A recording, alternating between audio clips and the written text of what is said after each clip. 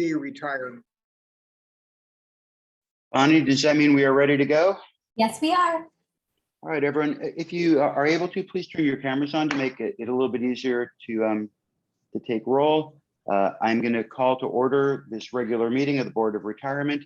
It is Wednesday, December 1st. It is exactly 9:00 a.m.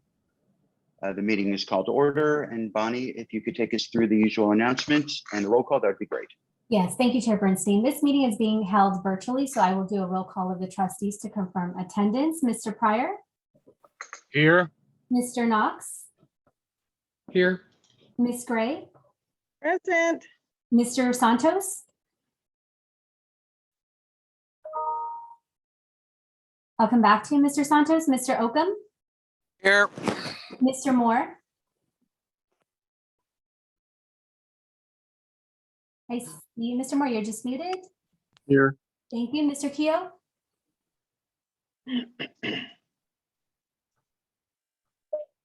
Mr. Keogh? Okay, I do see. Thank you, I do see. Yes, now I can hear you, thank you. Mr. Robbins? I'm present. Mr. Harris? I'm here. Ms. Zapanta? Present. Going back to Mr. Santos, I do see him in the meeting platform. Okay, and Chair Bernstein? I am here. Great. Staff participating in the meeting includes CEO Santos Kryman, Deputy CEO Louis Lugo, Assistant Executive Officers JJ Popowich and Laura Guglielmo, Chief Counsel Stephen Rice, Senior Staff Counsel Frank Boyd and Michael Herrera. Disability litigation staff include Vincent Lim, Allison Barrett, Eugenia Durr, and Jason Waller. Staff and managers participating today include Carly Natoya, Ted Granger, Barry Liu, Cassandra Smith, Ricky Contreras, Tamara Caldwell, Vicky Neely, Carrie Wilson, Hernan Barrientos, Ricardo Salinas, Richard Bendel, Carlos Barrios, Alan Cochran, Kaylin Ung, and Kevin Sakamoto. Consultants include Stephen Murphy and Stephanie Messier from Siegel, Joe Ackler from Ackler and Associates, Naomi Pardon of McHugh and Associates, Tony Rhoda of Williams and Jensen's, and Shane Dowsett of Dowsett Consulting Solutions. Trustees, please use the Zoom chat option to be placed in the queue. At this time, we ask all meeting participants to mute their mics until you are ready to speak. And now we may proceed with the agenda. Thank you very much, Bonnie. We are on to item 2, approval of the minutes. We have 3 minutes to approve. We have the revisions from the October 6th meeting, the regular November 3rd meeting, and the short meeting that we held on November 17th. If anyone has any comments, raise them. Otherwise, I'd be happy to entertain a motion to move all 3 agendas. I'm sorry, all 3 minutes. Motion Pryor. Moved by Keogh and seconded by Gray is how I heard it. Could we take a roll call? Mr. Knox? Aye. Ms. Gray? Yes. Mr. Santos? Mr. Oakham? Aye. Mr. Moore? Aye. Mr. Kehoe? Thank you, Mr. Robbins. Come on, aye. Ms. Zapanta? Aye. And Chair Bernstein? Aye. The motion passes by all trustees present. Thank you very much. We're on to item 3, public comment. I am not aware of any slips from the public to speak. If any come in, Bonnie. That is correct. We do not have any requests to speak. However, we did receive a written comment from Janet Eric. Her application number was 5217B, and that was provided to the trustees. Very good. Thank you very much for that update. We are on to item 4, other communications. We'll start off with our October 2021 All-Stars. JJ, take it away. Thank you very much, Chair Bernstein, and good morning, everybody. This is the time of the month when we recognize those people that have gone above and beyond in helping their fellow staff members and our members. So if they're out there, we want to recognize Anna Ronquillo, Veronica E. Martinez, Michael Cordial, Elisa Gavilar, and our web watcher was Stephanie Ortega. So thank you very much for all that you do, and everybody, we appreciate everything that you do for us and our members. Thank you very much, JJ. And I'll just say, although I think many of the staff hated it, I missed the part where we saw them and they stood up, and I want to thank everyone who is an all-star. I'd like to move on now to 4A2, our Chief Executive Report, Mr. Kryman. As Chair Bernstein, trustees, good morning, everyone. Just wanted to point out a couple of things from my my staff report. Update you on our experience with our disability retirement applications. They've, as my report indicates, they've increased almost twofold last month, and we're continuing to expect a very, very busy March Madness. We're getting a lot of calls, a lot of appointments for member counseling.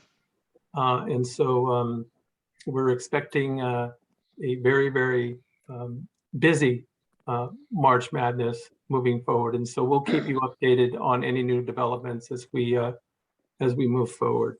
I also wanted to make sure that I mentioned that we did execute our agreement with Fulgent for COVID testing for those individuals that that have a medical or a religious exemption or require some sort of COVID testing in anticipation of us returning to the office in January. We still plan on opening in January, and we're in the process of educating and training our staff that will require weekly testing.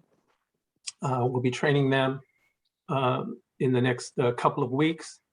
We do anticipate on reopening the office in sometime in early January. So we're hopeful that by the 3rd or the 4th of January, we'll be back in our rotation basis in the office.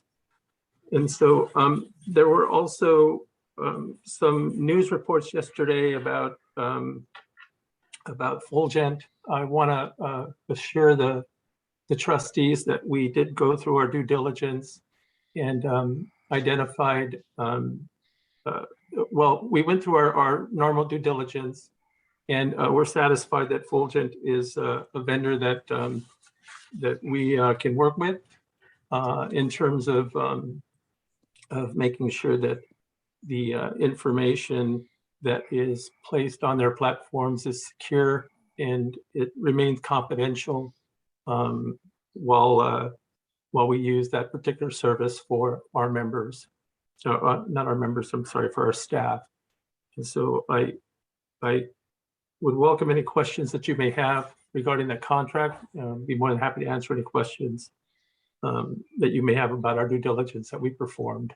I know that JJ did a very good job of vetting the companies. There's a couple of questions that we're going to follow up with them on that JJ can elaborate if there's any questions. So that's my report. So be more than happy to step for questions. Are there any? Mr. Keough, I have Mr. Knox. Okay, go ahead, Mr. Keough, and then Mr. No, I'm sure we'll get to them all. Mr. Keough first, and then Mr. Knox. And if anyone else wishes to speak, if you could just throw it into the chat, I'll call on you. Perfect. I'm sorry, I'm not sitting in front of a computer yet. I'll be there in about 10 minutes. But I just would like JJ to elaborate a little bit on the due diligence and the pending questions, because there is, obviously significant concern. It did make nationwide news, so I would I'd like to hear what we're doing and get a report. Thank you. So JJ, do you mind kind of going through the due diligence that we went through and your interaction with Fulgent and with our legal team? Yeah, that'd be great. So we followed all of our normal procedures as we went through this. They are a publicly traded company in California on NASDAQ. They are owned by they're an American-owned company. They're located locally. We verified that they were certified as far as the correct health certifications that they're supposed to have. We also had discussions that they are HIPAA compliant in my discussions with them. That is one of the questions that I've asked them to confirm again to make sure that is the case.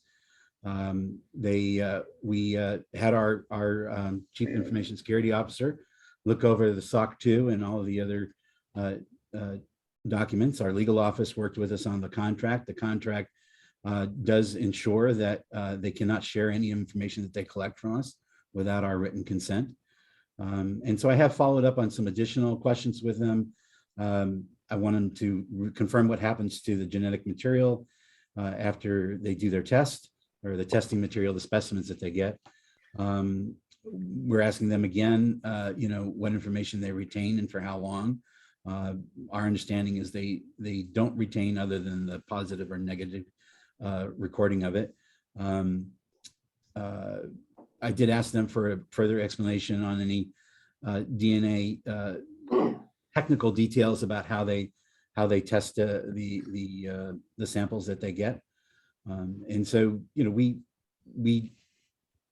went through a whole process to make sure that they fit all of the requirements that we felt were necessary at the time.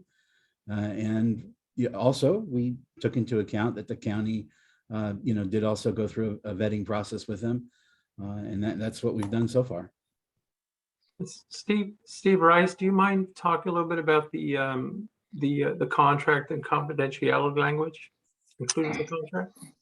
Yes, good morning, Chair Bernstein, trustees.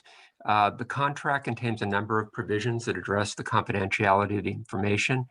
It limits the disclosure of the information to those in its company required to perform the services of the contract. So all employees in the company do not have access to the information. Fulgent may not disclose confidential information to third parties without LACERA's written consent, and confidential information under the contract may not even be disclosed on a no-names basis. So the information is locked down to employees who are performing services for LACERA. The contract provides that Fulgent must provide annual attestations that there have been no data breaches and that adequate internal policies and procedures exist to prevent data theft and unauthorized access. The vendor provides an annual penetration test. LACERA must be immediately notified if there is a data breach or misuse of any kind. Before entering into the contract, as Mr. Kryman said, Fulgent went through a security audit review by LACERA InfoSec. The contract further provides that an annual SOC 2 report is provided under the contract. The SOC 2 that was reviewed and provided before the contract was executed, which was performed by a very large U.S. accounting firm, could determine that Fulgent systems of controls provide reasonable assurance with respect to security, availability, and confidentiality under applicable AICPA standards. So the contract is also terminable by LACERA for convenience upon 90 days notice, but the contract provisions in summary are strong at multiple levels in assuring that the information is maintained in a confidential format and that the systems that Fulgent uses are compliant with high levels of internal controls. Right. I would like to also add that according to the SOC 2 report, platform used by Fulgent is Amazon Web Services. And I believe the data centers are located in Oregon and in Virginia. And so I think that either John or Jude are on the line. And we did confirm that that Fulgent is a publicly traded company in the NASDAQ exchange. So John, did you want to add anything, Mr. Grable? Nothing really, but we checked the Treasury Department's OFAC list, which is a list of, it's the Office of Foreign Assets Control, where they have lists of companies that are sanctioned by the government, and Fulgent is not on that list. Great. Thanks, Grable. With that, Mr. Bernstein, I'll turn it back over to you. Sure. I I just have a ask a number of follow-up? people. I have a number of people in the queue. Mr. K, did you have a follow-up question or comment? Yeah, just in regards to this, the report from the Sheriff's Department was that there was a high-level FBI briefing specific to this company. I know nothing more than what is public info on this, so just as a full disclosure. But I'm curious if we look into that. That's new and relevant and pretty important information when the LA County Sheriff's Department is putting out concerns regarding an FBI briefing specific to this company. So has that been analyzed or looked at all? We don't have any information about what transpired in that particular meeting. I do have a call into the CEO's office to ask them about the meeting. But other than that, we have the same information that you have and the public have about that particular meeting. One additional comment, if I might, we have researched the possibility of an FBI investigation, and the only media reports we've been able to, or other information that we've been able to locate, are the information coming from the sheriff's department about the briefing that took place here. So it's not been widely publicized out. And we don't really know the scope of it, but as Mr. Kryman said, we're trying to find out. I think it's relevant to note that Fulgent is a federal contractor. It's had in the past couple years over $35 million in federal government contracts, including the Department of Homeland Security, and a current contract that was just awarded a few months ago by the CDC itself. So it is a recognized federal vendor. We will continue to monitor the FBI investigation and try to determine what that's all about and inform the board of what we learn. Thank you. That's all I have. Great. Thank you, Mr. Keogh. I see that Mr. Robbins is here to speak about Fulgent. I also have Mr. Knox and Mr. Santos. Are your questions on this topic, or are they on a different topic? I'd like to just kind of finish up this topic right now if we can. Mr. Robbins, why don't you go ahead if your comment is related to Fulgent? Thank you, Mr. Chair. The sheriff probably also knows who was up on the grassy knoll, but just kidding. Just FYI, the city of Long Beach has been using Fulgent as its contractor of choice on their COVID testing for at least the last 18 months. I've been tested locally here a dozen times during the last year and a half, but they're a trusted testing partner from the Long Beach Health Department. So, but that's all. Thank you very much. Mr. Knox, I have you in the queue, and then Mr. Santos. Yeah, just quickly back on the vacancies, Mr. Kryman. I know you listed several recruitments that are in the mix, and I'd just be curious to get an update, as those move along, just from the county perspective. We're seeing a lot more finickiness from our candidates. I think in the past, these county jobs were good jobs and people didn't care if they were downtown, had to pay for parking. But now a lot more questions and pushback like, oh, I have to be downtown, I have to pay for parking. How much telework do you guys provide? And they're using that to balance their other offers. And it's challenging to bring people on board right now. So I'll be curious to see how it goes along. Yeah, we'd be more than happy to report on that. Thank you. Thank you. Mr. Santos. Yes, thank you very much. It's related to Mr. Knox's question, and specifically, if you're ready, staff, to provide us with an update regarding the principal investment officers. I am concerned that we need to get those vacancies up and running, especially in the real estate portfolio. So I was wondering what's the status with that? And are we getting the same pushback as Mr. Knox described of those particular positions?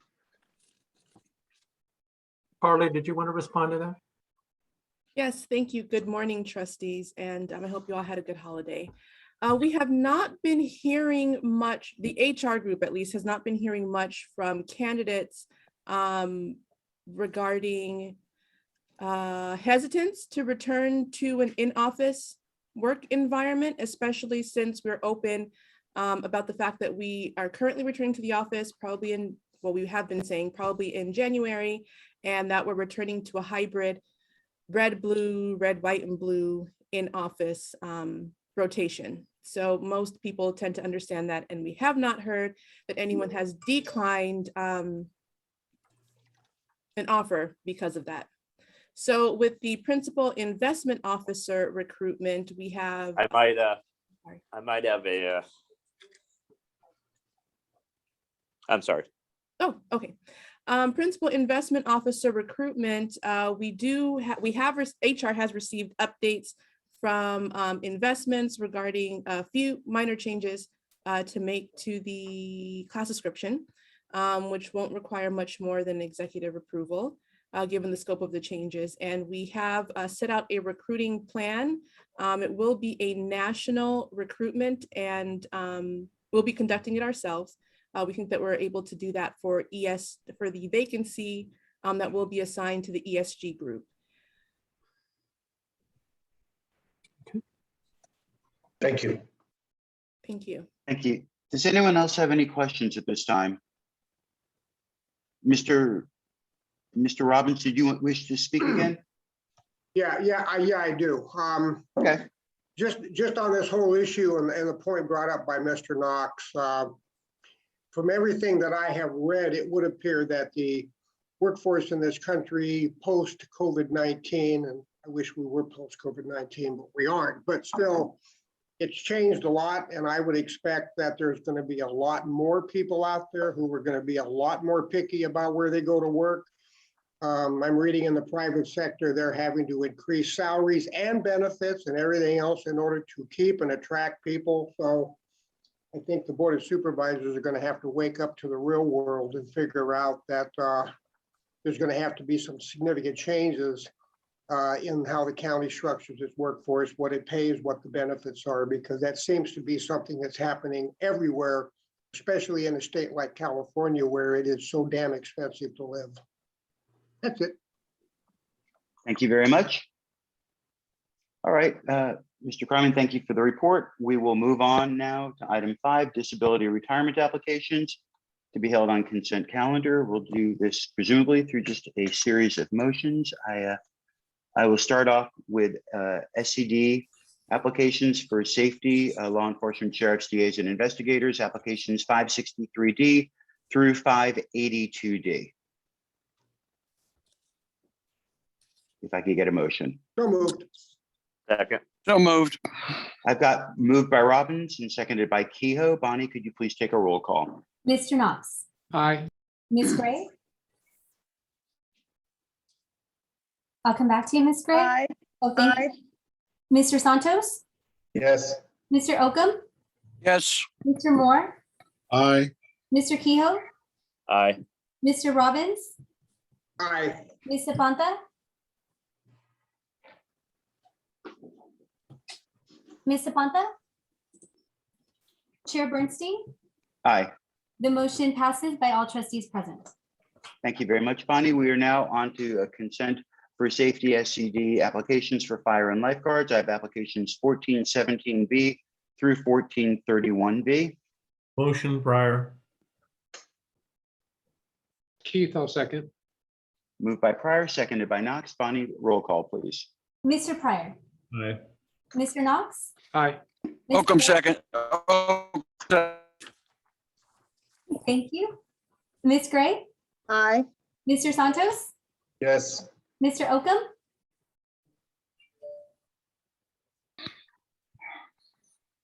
I'll come back to you, Mr. Oakham. Mr. Moore. Aye. Yes, it's aye. Very good. Thank you so much. Mr. Robbins, Aye.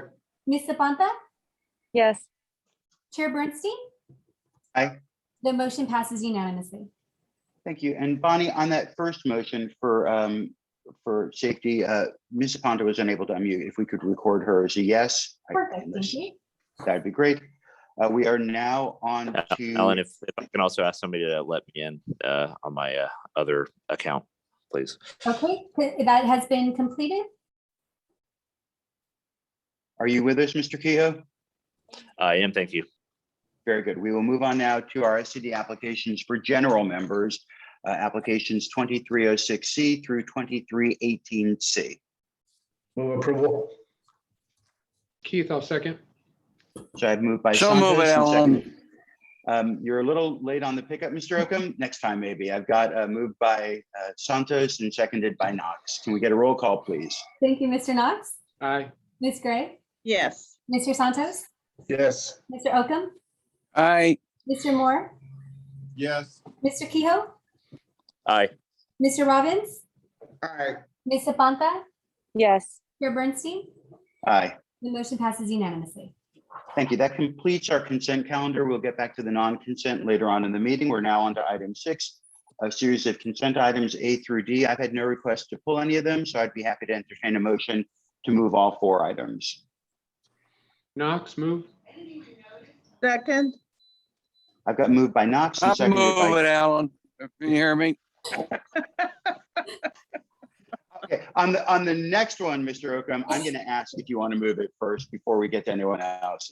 But I've got this one moved by Knox and seconded by Gray. Can we please take a roll call, Bonnie? Mr. Knox, Aye. Ms. Gray, Yes. Mr. Santos, Yes. Mr. Oakham. I'll come back to you, Mr. Oakham. Mr. Moore, Aye. Mr. Keough, Aye. Mr. Robbins, Aye. Ms. Aponte, Aye. Mr. Oakham. Okay, Chair Bernstein, Aye. the motion passes unanimously by all trustees present. Yeah, Bonnie, it's an aye by me. I'm having Thank real you. Wi-Fi problems, guys, so I might have to go down the phone. No problem. Thank you so much. Thank you very much. We are now on to item 8 on the agenda, non-consent items. The first is a recommendation submitted by our CEO. The board discuss and approve their preferred meeting schedule for the BOR Admin Disability and Committee meetings. Mr. Kryman, did you wish to present? Or? Yeah, just very briefly. Back in August, I believe there was a move to combine both the administrative and disability retirement meetings to one meeting. And so that was on a temporary basis so that we can see how that worked out from a staff level, as well as how it worked out for the trustees. From the staff level, I think the one meeting works very, very well. Our experience over the last 4 months or so has been positive. We've been able to acclimate and adapt.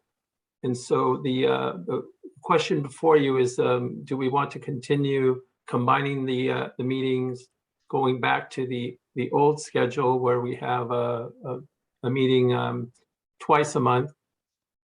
Or if you want to move the meeting to the second Thursday of the month. And so those are outlined in the board letter. And so we'd be more than happy to listen to the conversation and we'll implement whatever the board would like. Thank you. I've got Mr. Kehoe in the queue, and if other people wish to speak, if you could just message me, I'll be happy to add you. Perfect. Thank you. I just wanted to say I appreciate the staff's hard work on this. I know that there's been a lot of work on the back end, putting together the memos and the analysis and the recommendations, and I appreciate that. My personal opinion is that this has gone exceptionally well, especially when you look at the time breakdowns and how much time we spent on meetings. Not only do I think that it streamlines the meeting and moves us forward, but I think it lets us focus on the issues and be productive. So I'm in support of continuing this forward, and I'm interested in the conversation if other trustees have an opinion on it, but I'd like to make a motion that we proceed with this as a continuance. I have a motion from Kehoe. Was there an option that you were selecting, Mr. Kehoe, in terms of 1 or 2, just in terms of the motion? I believe Option 1. Option 1 was the continuing the way that we've been doing it. Just because I think there's a Wednesday versus a Thursday, right? Yeah, the first Wednesday would be the optimal. I would second that. All right, so I have option 1 from staff, motioned and seconded. I accept that. I've got Mr. Knox in the queue and then Mr. Robbins. Just quickly, I thought it worked very well, and it's not a huge issue for me. I noticed that one of the consultants might have some challenges covering Wednesdays, but Wednesdays are preferable for me. I could make Thursdays, but I prefer Wednesdays. That was it. I've got Mr. Robbins in the queue. Thank you, Mr. Chair. Originally, I thought this was a really bad idea, but I have to admit that I think it has worked well. And as far as I'm concerned, I'm willing to support everybody on this. I mean, if we run into problems down the road, we can certainly change things. But it has, I think, agreeing with Mr. Kehoe, I think it has worked to me surprisingly well, so I'm supportive. Thank you. I have nobody else in the queue. I do No, now. I I've Ms. Gray. I've got Ms. Gray and then Mr. Moore. Right. Sorry. Yes. Oh, I only wanted to say that I agree with Mr. Robbins.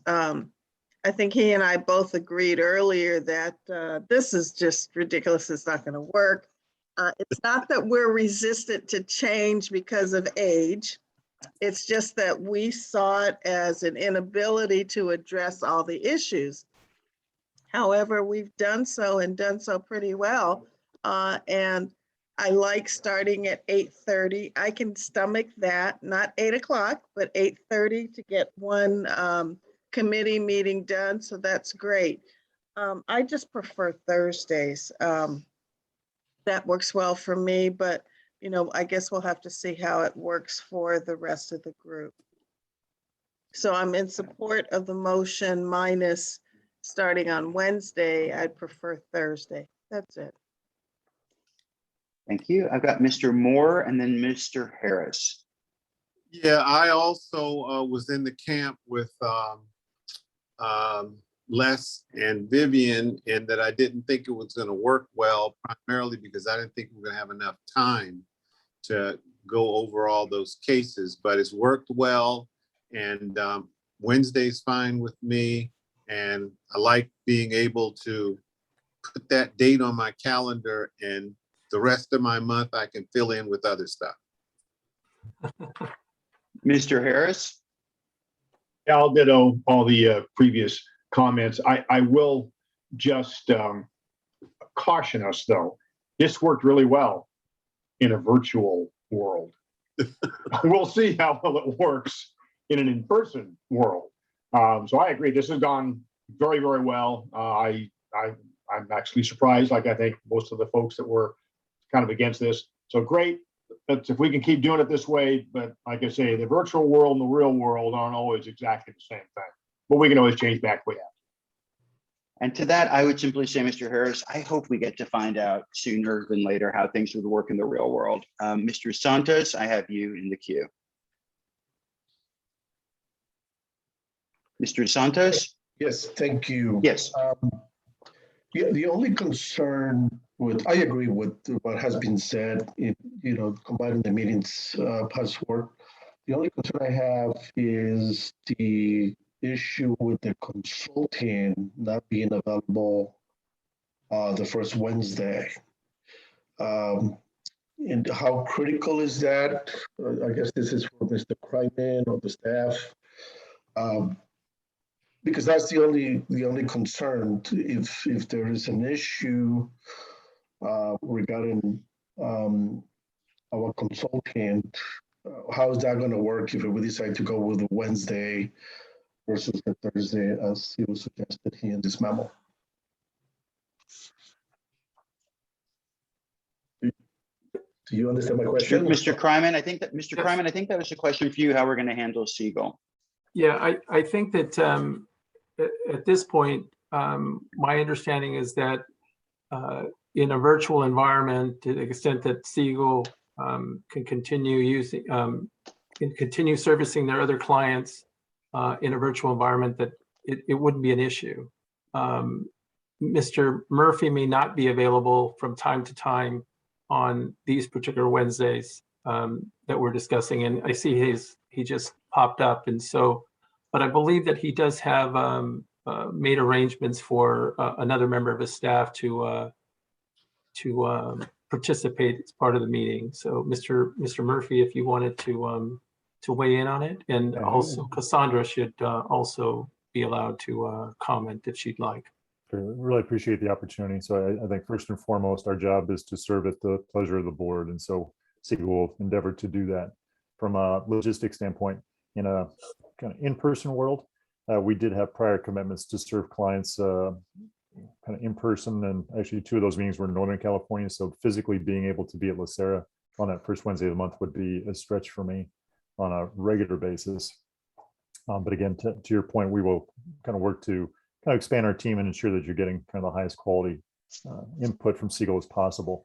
The other caveat I would have is that we've been able to manage the IBLC meetings, I think, very efficiently here in the interim. But as we're heading into kind of the renewal cycle, some of the demands on committee members and board members may be a little bit more extensive. So we might have to figure out how to find the time to fit in to that schedule so that you can give the proper due diligence to the options available and, you know, discuss any issues that may arise. But, you know, that being said, we certainly understand the benefits of consolidation and improving efficiency. So we'll work with staff and trustees to figure out the best way forward.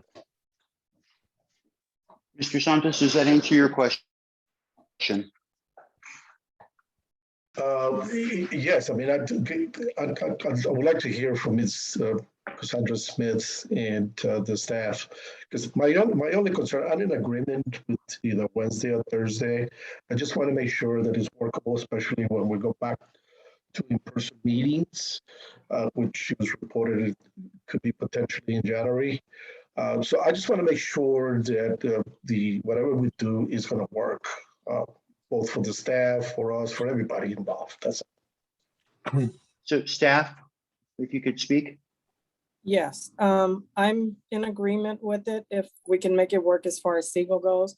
One of the things though that I just want to make you cognizant of is we may not have our claims data timely.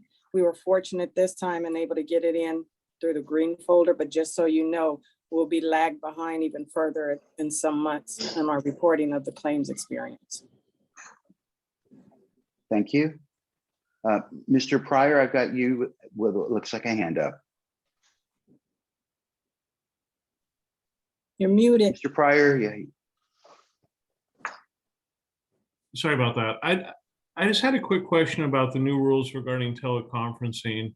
And are we going to be able to utilize it as a tool in the future? So if we do go back to in-person meetings, but say we run long and the next week we want to have a Thursday meeting, but do it by teleconference to eliminate any, you know, having people drive in 2 times in 2 weeks, is that still going to be available to us? Or when we switch back to in-person meetings, are we obligated to have all of our open public meetings be in person?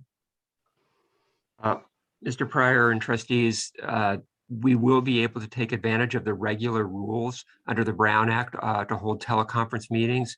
But that means that wherever the trustees who are participating by teleconference are located, those locations, whether they be their home or some other venue, would need to be open to the public. A quorum would need to be in LA County, and the other requirements of the regular rule would again apply.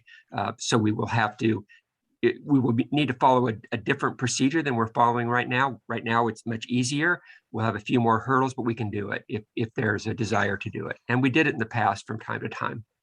Has there been any, I'll leave it later for a different meeting, but I'm curious if there's been any discussion to amending the old teleconferencing rules to include not having to follow some of those kind of weird restrictions, but I'll leave it out there as open-ended. Thank you. Thank you. I have no one else in the queue. I'm in support of the motion. I agree with Mr. Harris that we will see how things evolve, but the flip side is I cannot believe I spent 10 years driving from my home to Pasadena twice a month and thought nothing of it. And the idea of cutting out one of those drives, as much as I enjoy my colleagues and I enjoy staff, is a very pleasant thought. So I'm glad there seems to be a sentiment for continuing this. And I see no one else in the queue. So Bonnie, would you please take a roll call? Again, this is a motion for staff recommendation 1. Thank you, Mr. Knox. Aye. Ms. Gray,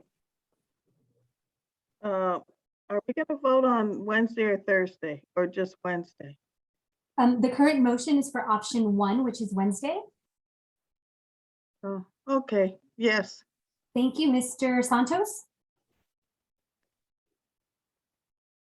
Yes. Mr. Oakham? I'll come back to you, Mr. Oakham. Mr. Moore? Yes. Mr. Kehoe? Aye. Mr. Robbins?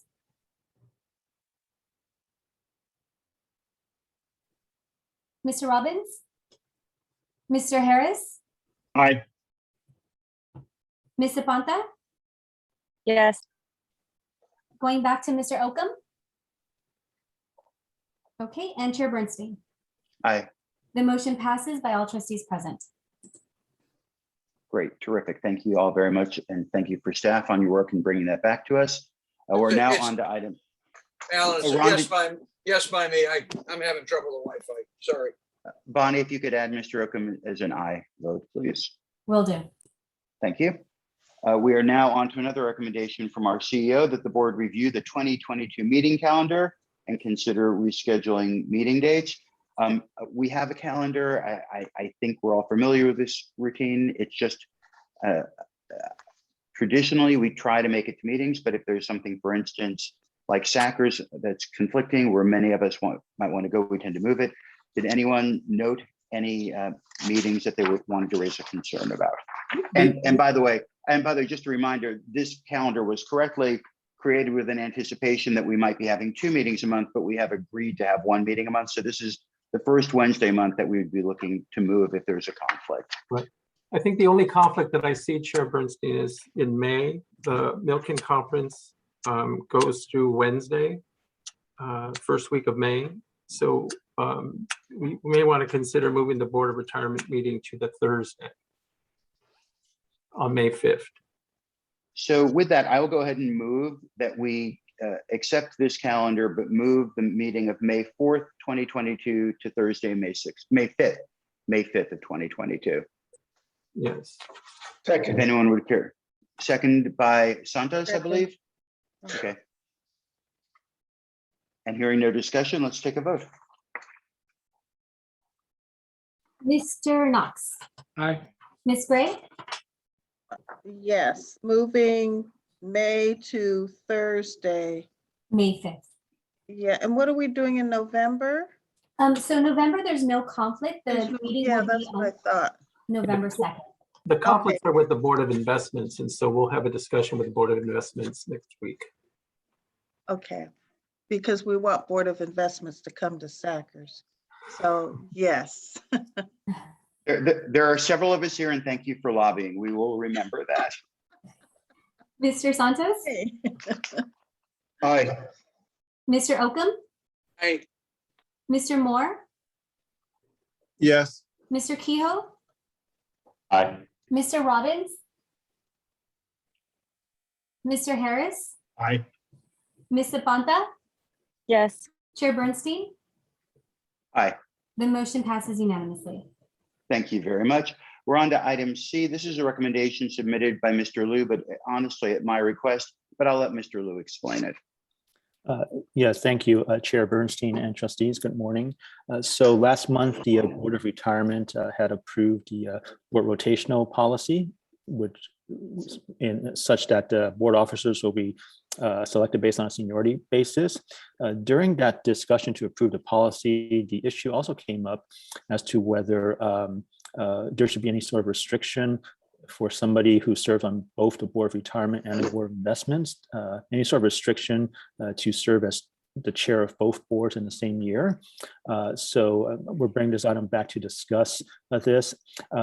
Thinking through this initially, I thought maybe that if you were to want to put in a restriction that both boards' policies would need to do that, but as a practical matter, only one board would need to do that in order for that restriction to take place. So for example, if here the Board of Retirement want to restrict this trustee from serving as chair of this board who decides to serve as chair of the Board of Investments, then that would be enforced through this policy. So that way you wouldn't enforce a policy on your own trustees rather than infringing on the other board's trustees. So with that, I guess I'll open this up for discussion and see how you want to move forward on this. Thank you, Mr. Liu. So candidly, I brought this forward because last month when we discussed this matter, there was so much discussion that it was starting to derail the major item, and I thought it was worth reviewing. I will be honest, I think we can rely on people's good sense to not take on both chair roles in the same year. That's my personal opinion. But that being said, this is an opportunity to formalize that as a policy. I have Mr. Pryor in the queue. I agree with you that I don't personally see how somebody is a past former chair of Board of Investments, not retirement. I don't see how anybody could really do that.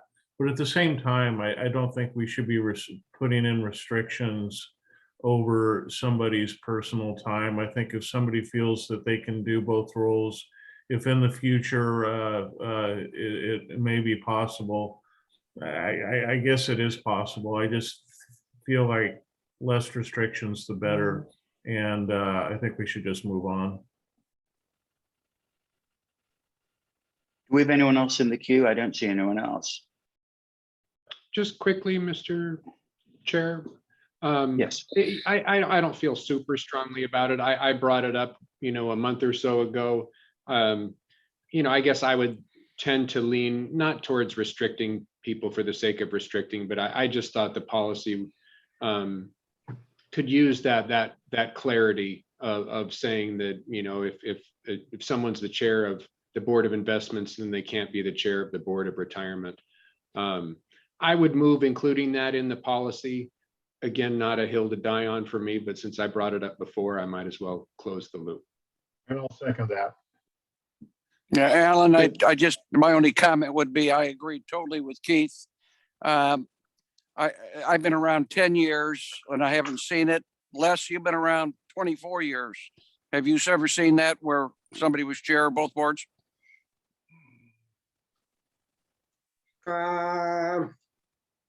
I'm not sure, Ron. Maybe when I first came on the board, we had somebody that was chair of both boards, but I'm not sure. Okay.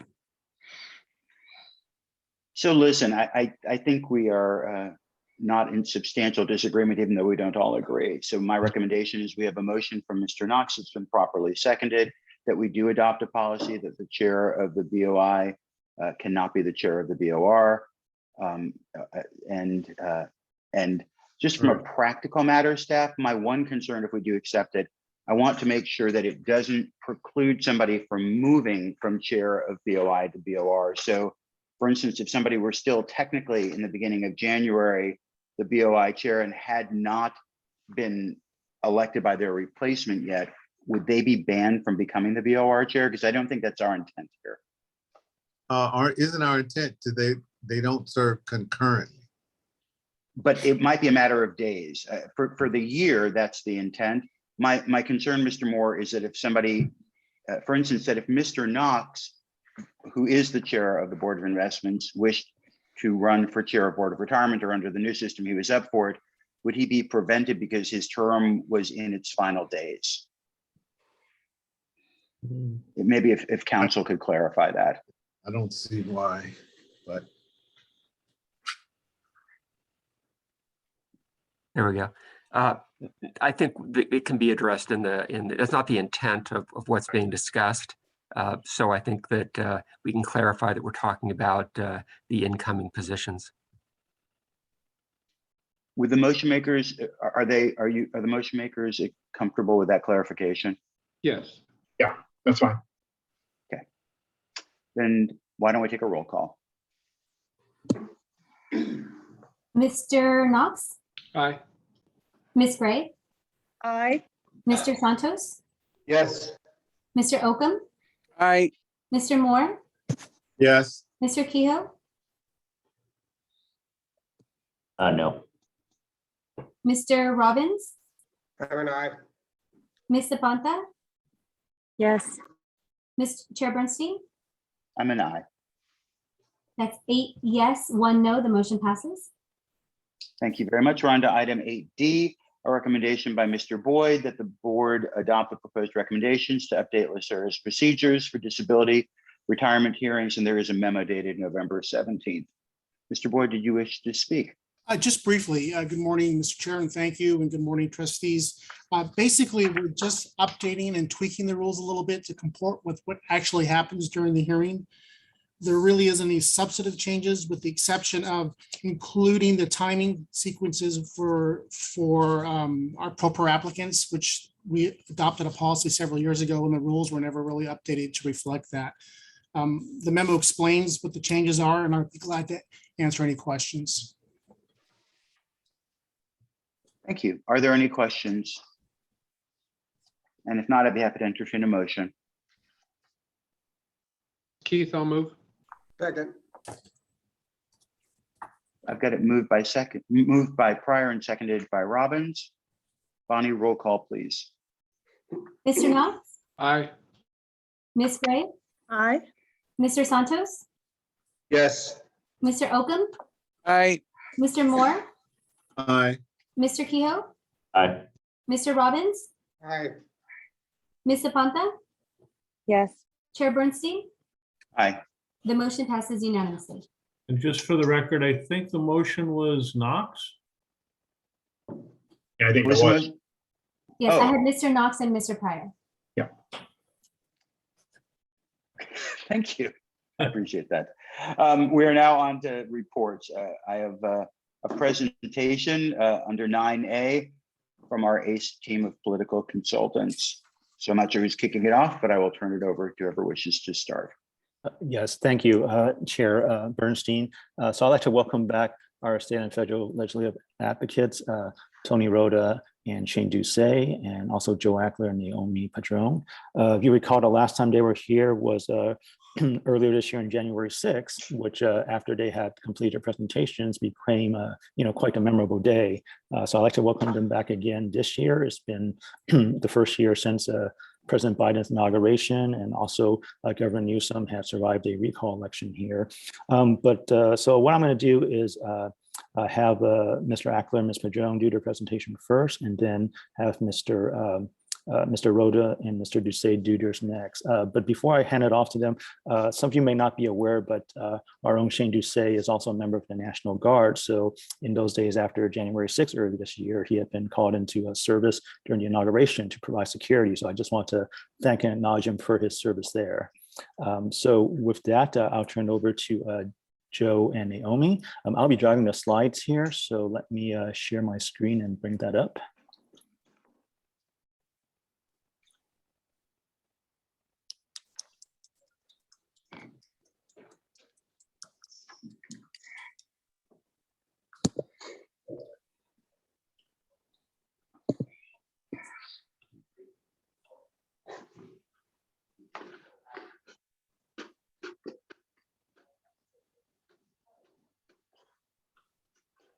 What the hell? Okay, can you all see that? It should be the LACERA Board of Retirement meeting slide.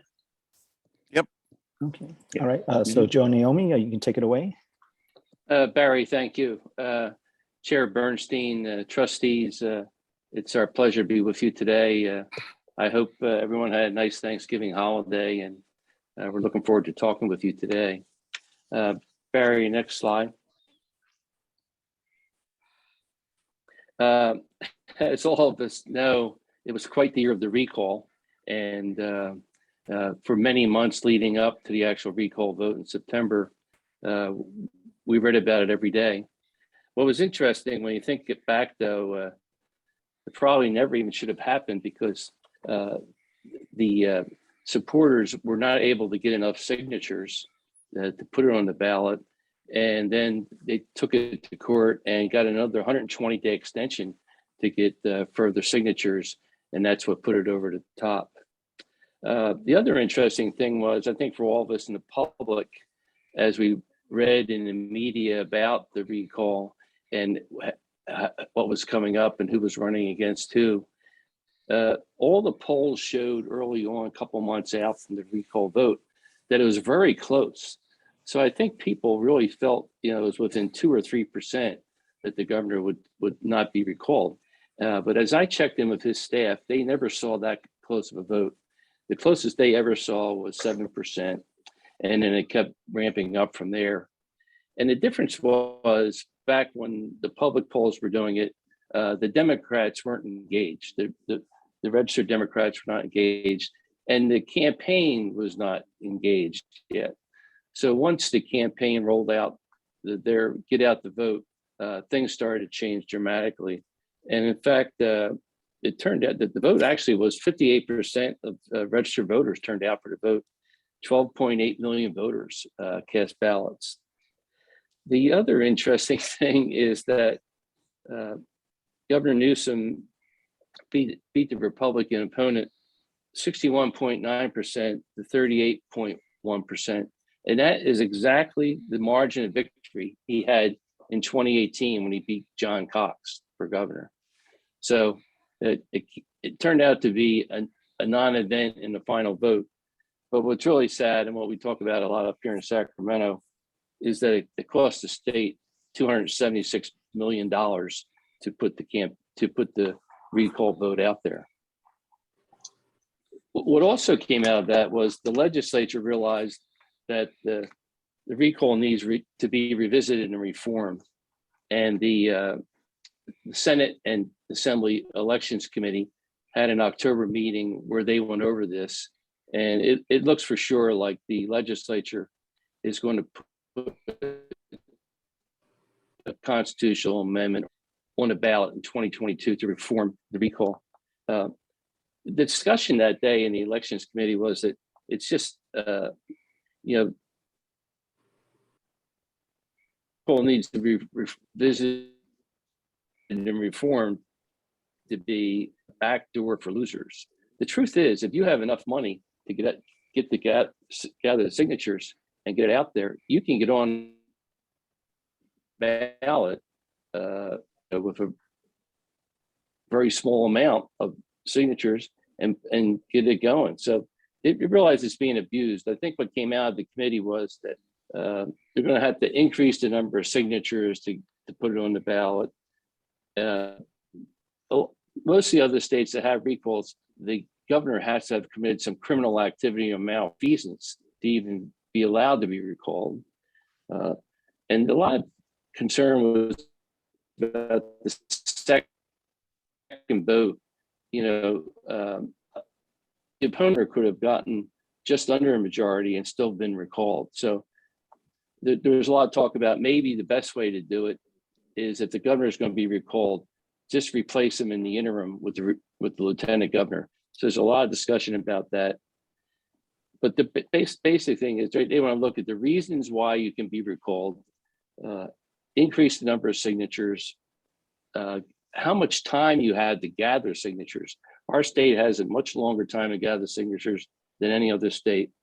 And then how should the replacement work? Should we consider just replacing him initially with the lieutenant governor?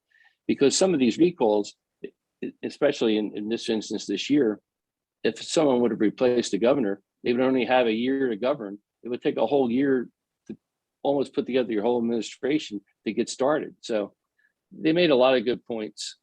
But the other thing is, I think because there is a supermajority here of Democrats, they can put the constitutional amendment on the ballot. And they also talked about there'll probably be more than one constitutional amendment if they proceed in this way. They'll put it all together in one. So we can look for that. And you'll see more in the news, but I think we'll see that on the ballot in November. The other interesting thing this year was this super record surplus state budget that we had. And it's still on the same slide, Barry. And I was surprised that there wasn't more media coverage of it. Maybe some of you thought there was enough, but we had a $71 billion surplus, $71 billion.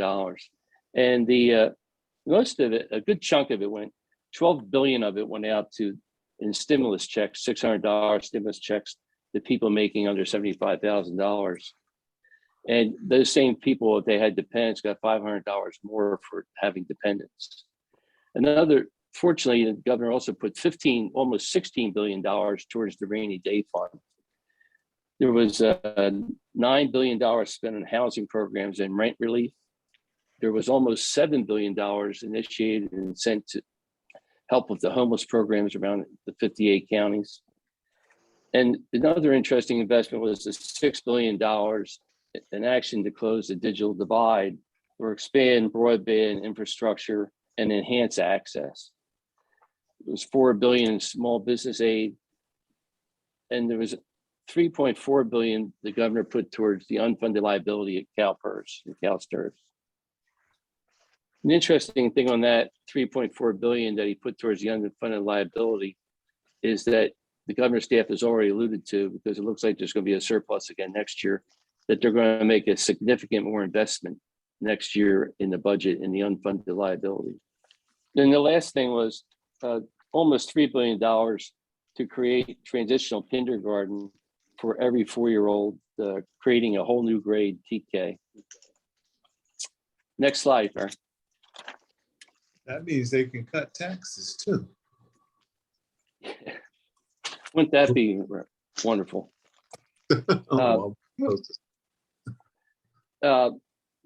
Just wanted to point out that what's been like up here since COVID, you know, in April last year, in April 2020, they actually closed the Capitol.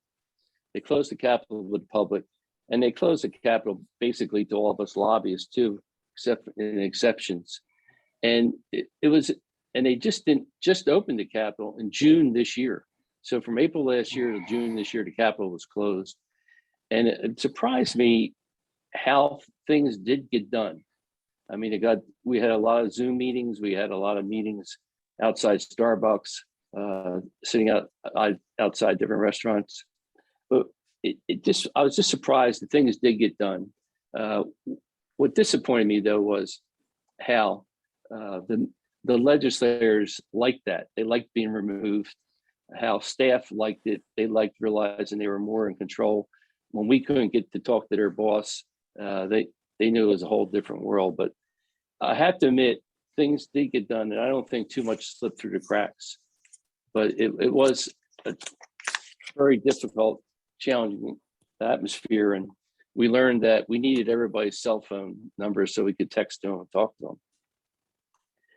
And this, as far as the Searle legislation, just a couple of bills. As you see in your monthly report, there's a significant amount of bills that we follow and watch.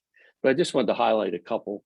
You know, the Assembly Joint Resolution 9 by Assemblyman Cooper, which petitions Congress to repeal the government pension offset and the windfall elimination provision from Social Security Act. We supported that, and as we all know, we fight that every year on the federal level, and Tony will speak to that, but we hope finally we get some change there. The other one that was one that just highlight was AB 826 Irwin, which was comp earnable and changes amends Searle to include flexible benefit allowance. It was amended at the end of session just to affect Ventura County, but we'll be watching that very close. And there was a couple of bills that we worked behind the scenes that we didn't take a formal position on, but we were watching. One of them was AB 361 by Rivas, which allows local agencies to use teleconferencing during the state declared emergencies. We knew that was important to all of you. We were glad to see that went through. And as our chief counsel explained, we can continue to operate that going forward with certain provisions, as long as the state declared emergency is in effect. And then the other bill that was a big, huge bill was AB 845 by Rodriguez, which was a rebuttable presumption for COVID-related disability is employment related for purposes of determining disability retirement. We worked behind the scenes with that with Assemblyman Rodriguez, who was the former chair of our retirement committee, because in the session before we had worked with a very similar language for workers' compensation that was passed. So this was a very fair and good bill, and we're glad it went through. Joe, did that bill have an urgency clause? Joe, did that bill have an urgency clause on it? It doesn't have an urgency clause, but it has, I'll double check that for you, Les, but it's in effect until January 2023. Yeah, we had a deputy who died about a month and a half ago of COVID. That's why I was curious. On an active duty deputy. I will check that and text you back. That's a Okay. good point. I think that was the intent. So I'll have to wait and check, Les. Thanks. I will do. And then the last thing was Sackers was part of a cleanup bill for our CalSTRS, CalPERS, and our Cheryl stuff. And LACERA, we put one provision in that cleanup bill that allows a representative of the county health officer to advise you all on your have a private physician advise you on disability claims. I made a note here about the retirement committee chairs. We're very lucky right now to have two excellent chairs who came out of county government and they understand what we are. Senator Cortese is a former county supervisor from Santa Clara. He's the chair of the Senate Retirement Committee, and Assemblyman Cooper, who came out of Sacramento County Sheriff's Department. Both have been very open with us. Both have open doors as far as discussing any issues we have. And it's just been a pleasure to work with them. And we're very fortunate going forward to have them. You've all heard about the Draper initiative to eliminate collective bargaining agreements. It's hard to believe that he would even push that forward. But it's interesting when you look at the statistics. You know, there are 5,000 state and local government entities in California this would affect. 1.6 million employees and 145 billion in payroll. And we do have 21 state bargaining units around the state. The good news is that it appears that Mr. Draper is not moving very forward or aggressively to push this. I've been in touch with Ted Toppin and the Californians for Retirement Security, who are coordinating what would be the union opposition to this. And so far, Mr. Draper has not hired a staff. He has not been pushing it to go out and get the signatures. I mean, he has until April 11th of next year to qualify this. But even now, even yesterday, I visited with the union representatives, and it does not appear that he's taken any initiative here at all. So it's ability that he will not move forward with it. But I can tell you that the representative unions are ready to fight it. They know they can beat it. Even the latest Gallup polls nationally show that 40% of people support CBAs. And in California, you can imagine it's much higher. And the other interesting thing about the initiative is the first line says eliminates a California collective bargaining agreement for teachers, firefighters, and police officers. And I don't know who doesn't like teachers, firefighters, and police officers. So everyone's pretty confident that if he does put it in the ballot, we could beat it. It'd be expensive. They don't want to do it. But hopefully that's good news and it may not happen. I know a lot of people that don't like police officers. Next slide, Barry. So the 2022 elections, the best way to talk about that initially here is that it's very much evolving. There's so much going on. People are moving around. People are trying to decide what they're going to run for. And it's a very moving target right now.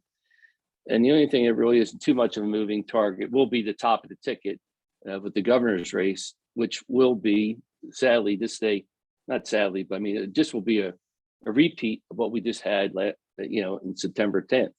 I don't know who the Republicans can get to step up to try to run against the governor, but with the voter registration and with the manpower that the party put behind, we can expect the governor to be reelected easily. And that's what we'll look forward to hearing about. I mean, you want to talk about, just I anticipate a significant change in the state legislature, but they only just want to give you some of the details. Yeah, absolutely. Thanks, Joe. would just add a little bit of color here in terms of the makeup of the legislature. To Joe's point, I do think it's going to continue to, we're going to continue to see overwhelming Democratic majorities, just like we have now, but there will be some changes in terms of, you know, personalities and members that serve in the Assembly. While there are no termed out legislators this year, we have seen a number of legislators who were slated to be termed out in 2024 actually depart the legislature early. Some of them are running for Congress. Some were appointed, one member was appointed to the bench, one was appointed San Francisco attorney. And so we are seeing a little bit of movement there. And so that'll result in upcoming special elections.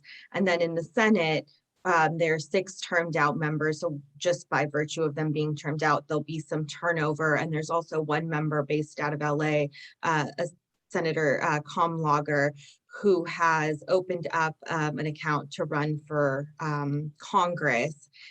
She hasn't yet made an announcement. I think folks are waiting to see, or she's waiting to see kind of what happens with redistricting and what that seat looks like.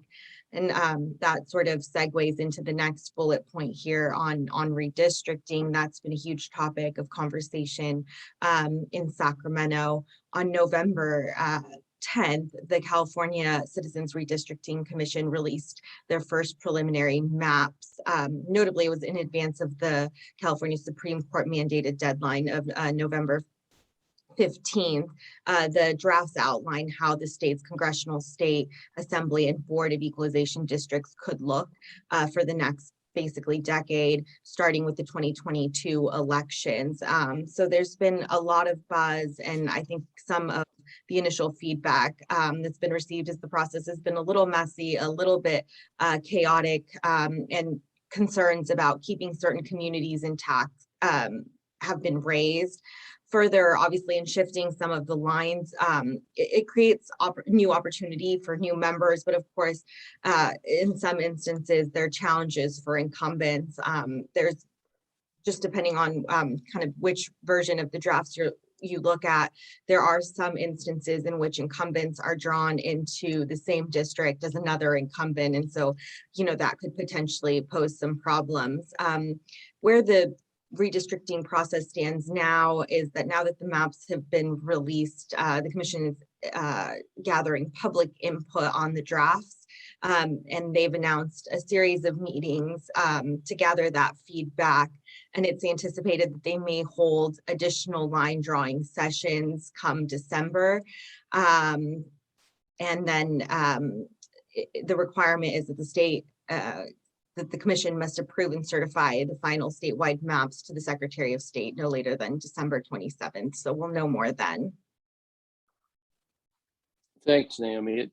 As you can see, that redistricting really has everything up in the air right now. We won't know until the end of December. We had an excellent Capitol Day here with Santos Cryman on August 17th.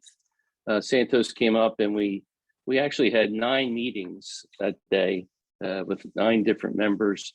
We met with both chairs of the retirement committees, and we also met with 7 other members from the Los Angeles County delegation. Meeting was very well received. They appreciated finally the opportunity to meet Santos and for us to talk more in person about LACERA. Of course, we had a lot of nice things to say about the situation of our total investment and the wonderful year that we had in the 25% return. And that I can tell you that all the members really appreciated the update. And that's why we as we always do, focus on the LA County delegation. And the other nice thing was we did a good follow-up with thank you notes from Santos. And I got wonderful reaction from every member about that. So we're going to do more and more of that.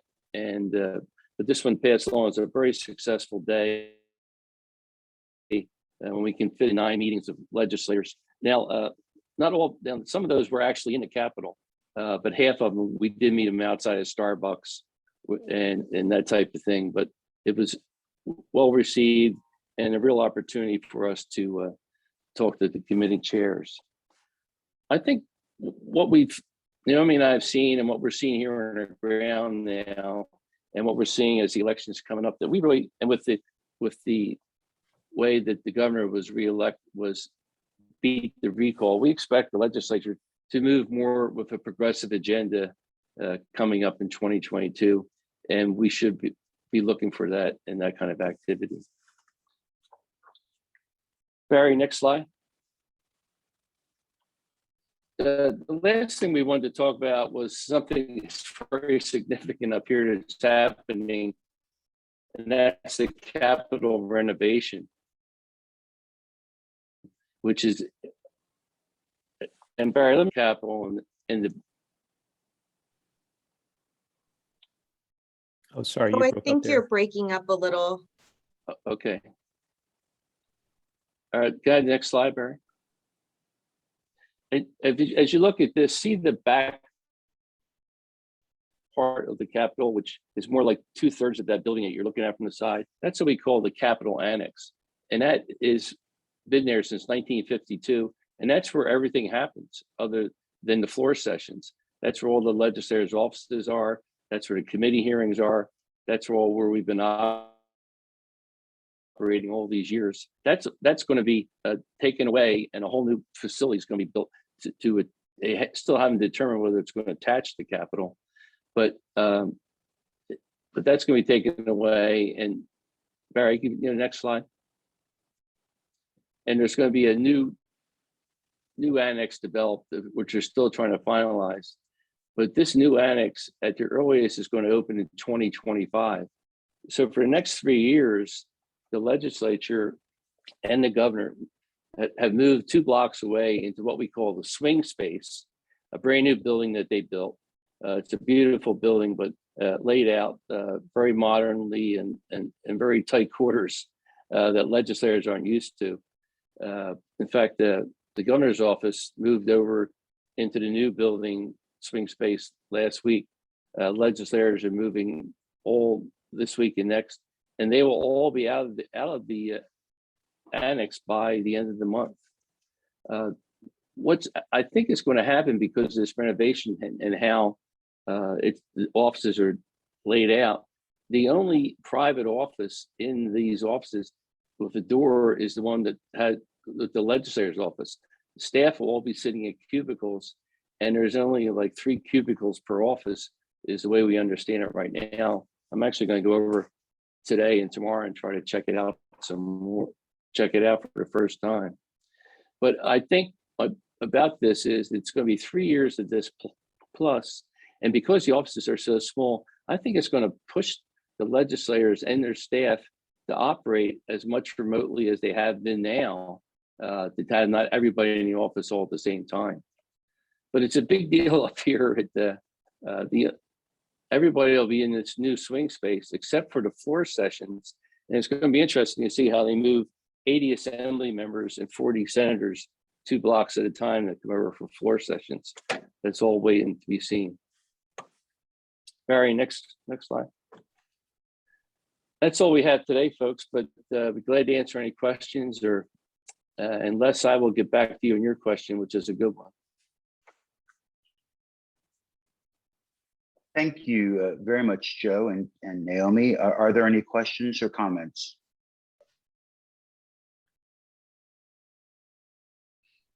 So I think you covered it really well. Maybe we can move on now to Shane and Tony. Yes. Thank you, folks. Thank you very much for being with us. Yes, thank you, Joe and Naomi. So just give me 1 second to bring up the other slide deck.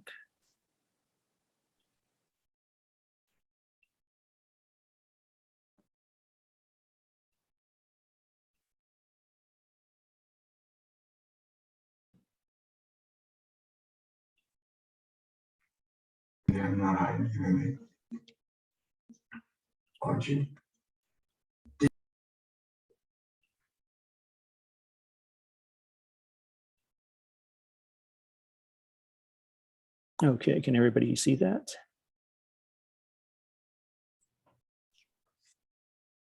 Not yet, Barry. Okay.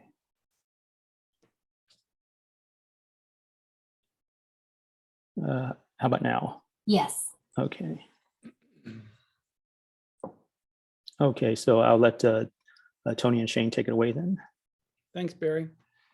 Chairman Bernstein, trustees, staff, it's a pleasure to be with you. It's nice to see so many faces.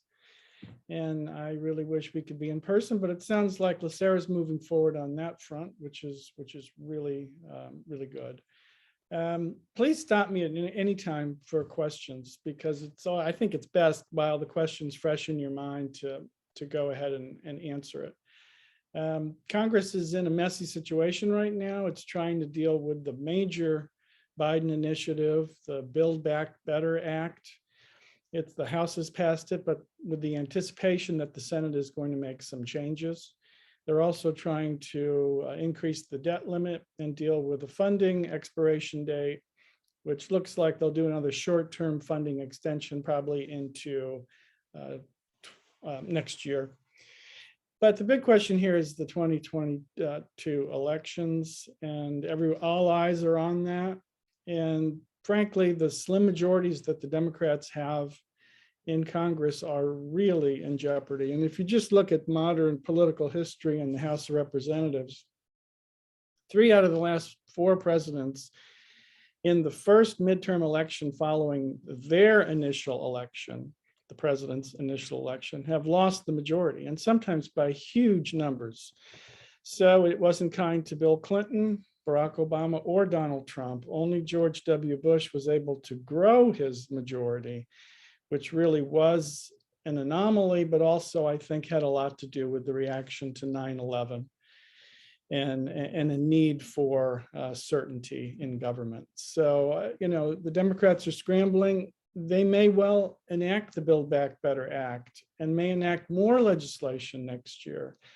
However, the tide is really very high against them, just historically. A big question is going to be redistricting, and we just don't have enough information to know how that's going to skew the balance there. I know you want to get back to in-person meetings in Washington, and we do too. As it stands now, you can do them, but it's very cumbersome and it's very complicated, and you don't have the free run of the buildings like you used to. So Joe used the 9 meeting day. We used to be able to do that in Washington, but you can't do it right now, because you have to, when you have a meeting, you have to leave the building, re-enter that building or another building. So you have to kind of start all over again, and it's just difficult to move around. However, NCPERS is holding an in-person legislative conference in May of next year. And it is my hope that there'll be enough freedom of movement. And even if there's not, we can do the strategically important meetings, that you have trustees, staff out there for that May conference, and we can piggyback on that and do some meetings as we have in the past. So Barry, with that, we can go to the first slide. And I'm going to tackle 2 non-tax issues initially. We're going to talk a lot about tax, and we talk a lot about tax because that's the main hook for the federal government, for Congress to get into your business, essentially, because you are a qualified plan under the Internal Revenue Code. But there are 2 non-tax issues that I wanted to talk about briefly. Barry, you can go to the next one. And Joe mentioned WEP, the windfall elimination penalty. It reduces your Social Security benefit if you also earn a retirement benefit from non-covered, non-Social Security covered employment, where you don't pay FICA tax. 25% of public workers countrywide do not pay Social Security. So this is a big issue. Barry, you can go to the next slide. And what WEP does, so the Social Security benefits calculated on average monthly earnings, and there are 3 tranches. WEP only affects 1 tranche, the first tranche, but it affects it in a significant way. Instead of 90% of that first $996 in average monthly earnings going toward your benefit, only 40% goes. And when you do the math at the bottom of the page, there's a difference of almost $6,000 annually if you are hit with the full WEP penalty. There are ways to mitigate it, but if you're hit with the full penalty, it is significant. Barry, you can go on. And there's a lot of activity. There's a lot of smoke, some fire, but WEP has been shunted aside for other issues. And the Ways and Means Committee in the House is really where this has to start. And they have been involved in all of these tax issues and all of the healthcare issues and other benefit issues that have come before Congress in this first term. My hope is that they can shift to WEP in the next year. There's legislation to repeal both, as there has been in the past, some with significant co-sponsors. There's new legislation by Congressman John Larson of Connecticut, who's the chair of the Social Security Subcommittee. That's a comprehensive Social Security Reform Act. I mean, it deals with everything from funding to benefits. It also would repeal WEP and GPO. So unclear the path. So there's also WEP only reform legislation by the chairman and the ranking member. Unfortunately, once again, they have competing legislation. It is not that different. The WEP only reform legislation, it provides a stipend for those who are hit by WEP currently, and then for folks who will be turning age 62 by, I believe it's year 2023, it would provide a new proportional formula. A lot of people like the Neil Brady approach, and I think Neil and Brady can kind of get over their differences and move together. That's the best path forward. I don't think they're going to tackle reform-wide or Social Security-wide reform a la the Larson bill. So that's where we are. Again, a lot of push for next year. And go ahead, Barry. And just to remind you, there is this new Medicare proposal out there, which would allow retired first responders to buy in to Medicare at age 50, all parts of Medicare. Sherrod Brown and Tom Malinowski of New Jersey have reintroduced the bill. So this is the second Congress this bill has been introduced, and we view it as really a fallback or a compromise to lowering the age universally on Medicare eligibility. That you saw did not get traction in Congress. There's a heavy cost to doing it. Shane may address this as well, but I just wanted to put this on your radar screen. And Barry, we can move now to the tax issues. So Congress is, at the end of 2019, Congress enacted what's known as the Secure Act.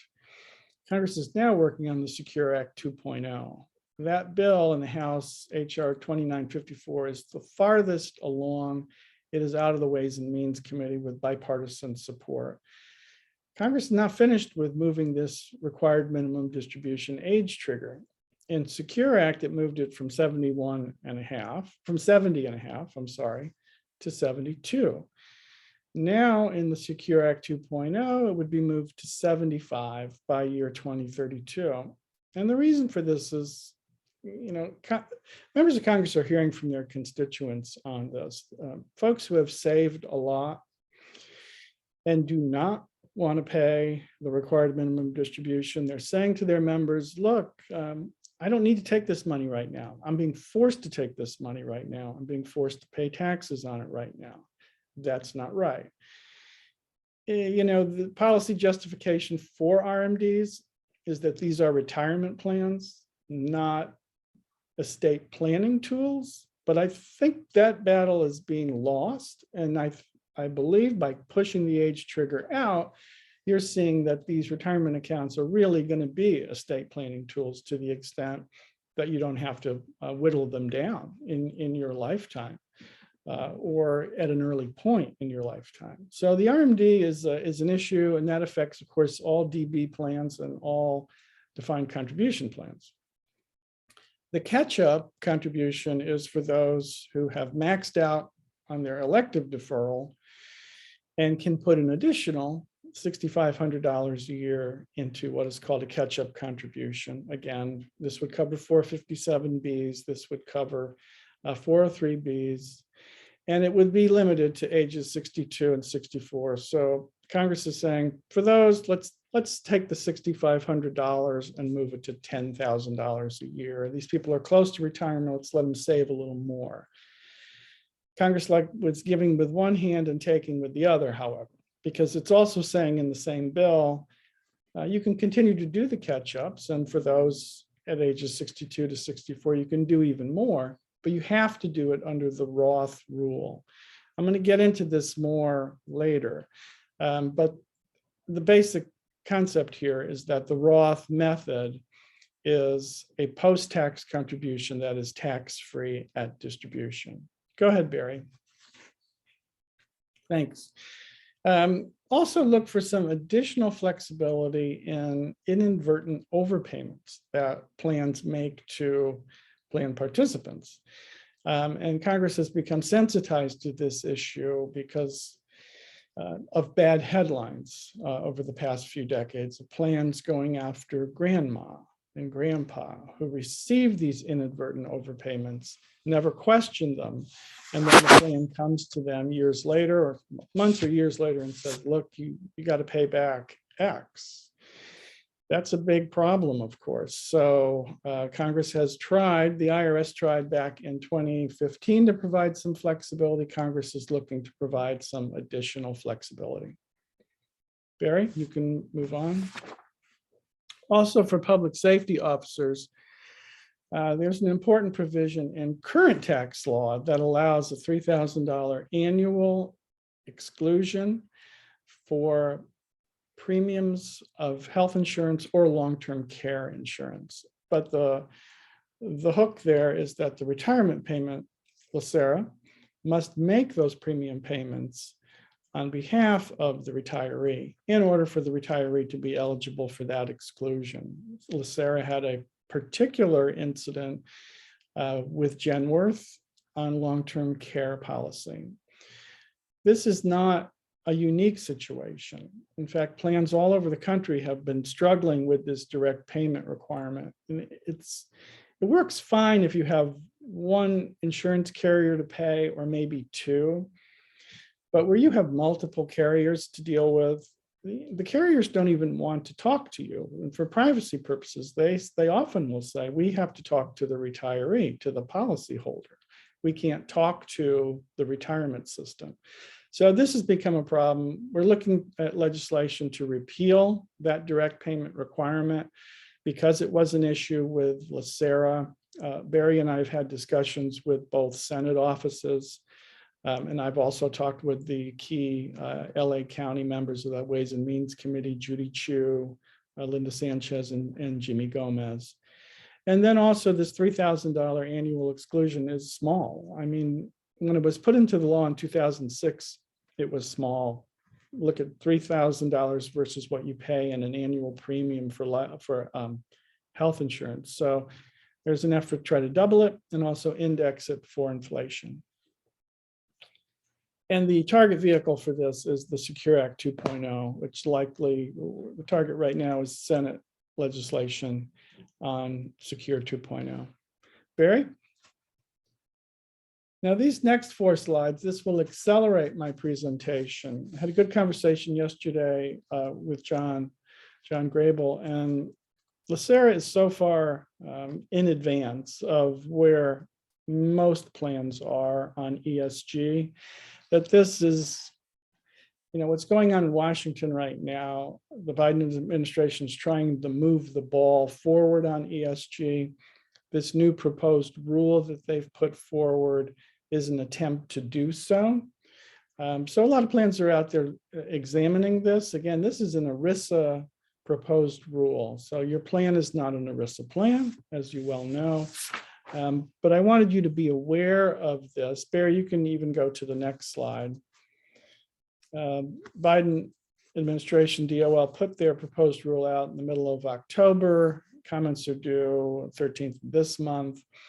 And what it does, it would say that your duty of prudence is satisfied if, among other requirements, you give appropriate consideration to, Barry, you can go to the next slide, projected return relative to plan objectives. And then it says, which may often require an evaluation of economic effects of climate change and other ESG factors.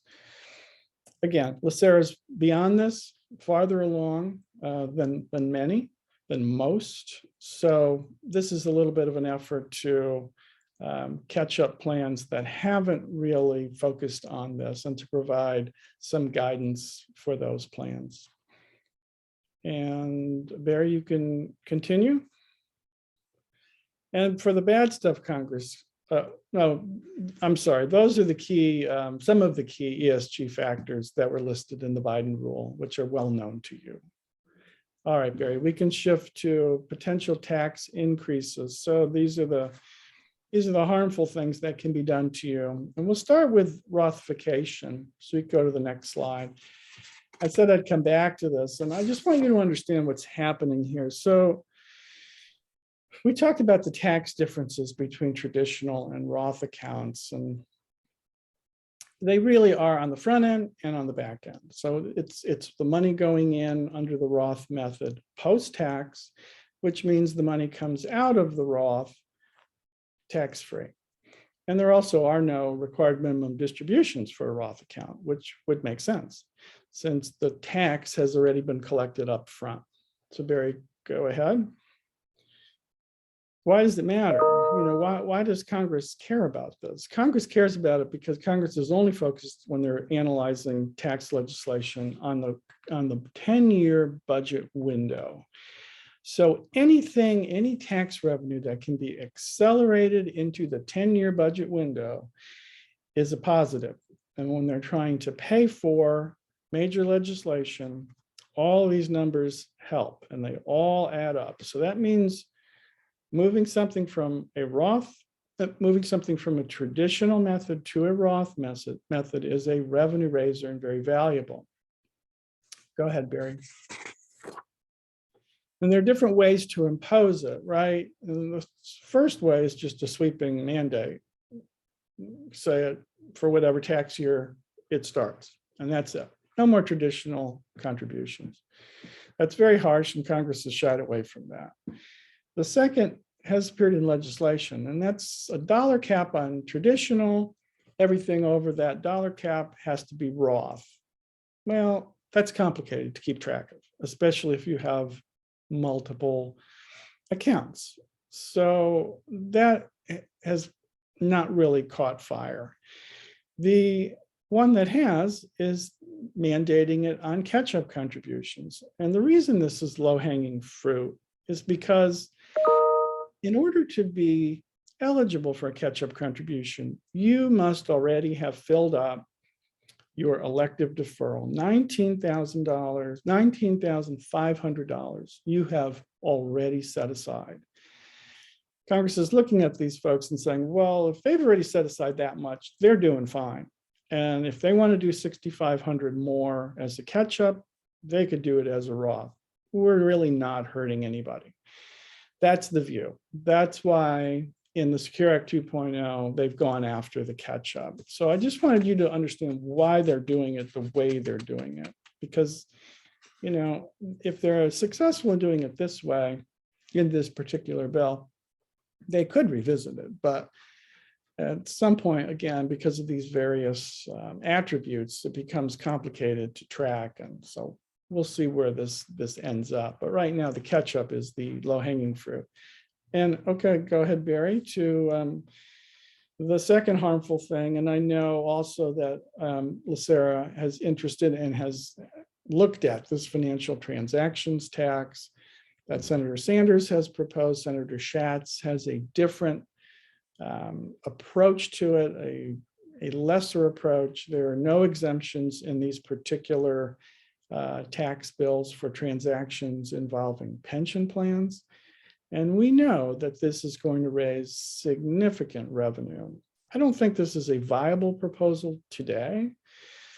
My concern is that somewhere down the line, this comes wearing a white hat to say, this is the fix for the Medicare solvency, you know, or Social Security solvency. A little harder to do there, but you could see it where this new source of revenue is proposed You don't have to go to 10 basis points even. You could dial it way down. 1.5, you're still going to be raising significant money. You're solving the Medicare problem. So that's where I have, that's where I could see it coming up. And I just wanted to make sure that that again was on your radar screen. And my last item, Barry, is the next slide and the next few slides on the unrelated business income tax. We have not seen this since 2017. This was a Republican proposal in the tax reform bill, and it would have subjected state and local governmental plans to the federal UBIT. And from the analysis that was done at that point, the likely exposure would be to certain private equity and hedge fund investments, very fact specific as to what would be covered and what would not be covered. Barry, go to the next slide. And the Republican argument was simple and easy to understand. Public pension plans are qualified under 401A. 401A plans are referenced in section 511, which is the UBIT provision. Therefore, UBIT applies today to public plans, and that this new language is just a simple clarification. So we countered with section 115 and the provision which excludes from gross income derived from exercise of any essential governmental function. Barry, you can go to the next slide.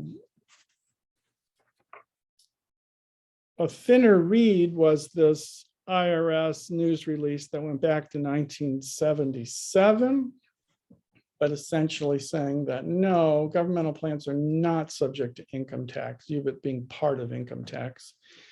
They restated this in 1997. There was also the argument of the non-ability of a sovereign to tax another sovereign. Of course, the counter to that is, well, this is a sovereign that is actually, or a governmental entity that's actually running a business. So I'll go to the next slide and then I'll wrap up. So in 2017, we were able to keep this out really through the Senate intervention. The House had pretty much made its bed and thought this was a fine provision. They would have raised the 1.1 billion over 10 years. However, many in our community thought that that was understated. Again, it was very fact specific as to what investments would be covered. I throw this on because what I said earlier, Republican majorities are possible after the next midterm election. They could very well return to something like this. President Biden will be in the White House, would probably not sign anything that contained this provision. But you could see UBIT coming back in those circumstances as a real live issue. So with that, I'm going to turn it over to Shane and to talk about healthcare. Well, greetings, everyone. I hope you have a happy and healthy holiday season.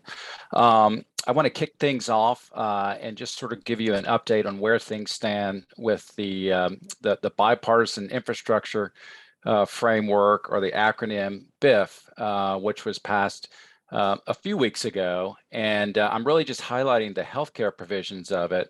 But as you know, that was a $1.2 trillion bill that funds highways, bridges, provides a lot of money for broadband and other things. And just in general, with local and state government activity around it, DOT, DOE, and others are starting to start working their process on how they're going to dole that money out. And so if I could be a further resource to you, I'm happy to help just sort of educate you on the broader aspects of how some of that money will go out. It's about $550 billion in new funding that'll go out, and Mayor Mitch Landrieu, who's a friend of mine from New Orleans, is actually going to be sort of overseeing that. So the administration has started to do a lot of briefings related to it. So if you all would like more information, I'd be happy to provide a summary and a section by section. But I'm only focusing on the healthcare provisions of it. And so with the BIF being signed into law,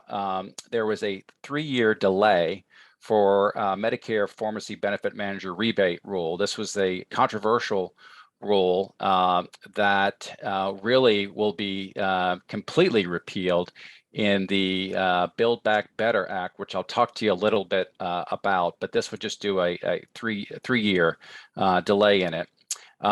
It also rescinded some funding for COVID-19, and it also delayed a mandatory cut for Medicare, which really would impact hospitals. There's a sequestration that's supposed to go in, kicking in January of 2022, a cut on what CMS pays hospitals, and so it would delay that as well. So I just wanted to highlight just a couple of healthcare items in the larger bipartisan infrastructure framework. Again, that's the physical infrastructure bill that President Biden has already signed into law, and in which your localities and states are about to see a lot of money headed your way in California. Next slide, please. So the Build Back Better Act, which was mentioned earlier on the call, as you know, a little over a week ago, the House advanced President Biden's Build Back Better Act. It came in around 1.7 trillion in funding, and this really covers sort of like the social spending aspect. This had gone back and forth in the House, several times. They had to delay votes.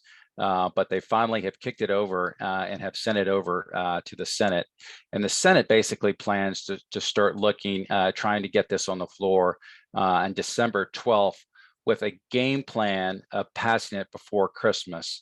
But what I'm going to talk to you about right now is where things stand in the House bill that was sent to the Senate. And it did include a new Medicare benefit. For that, this is for traditional Medicare, fee-for-service Medicare, that would include a hearing benefit kicking off on January 1, 2024 at a cost of about $35 billion.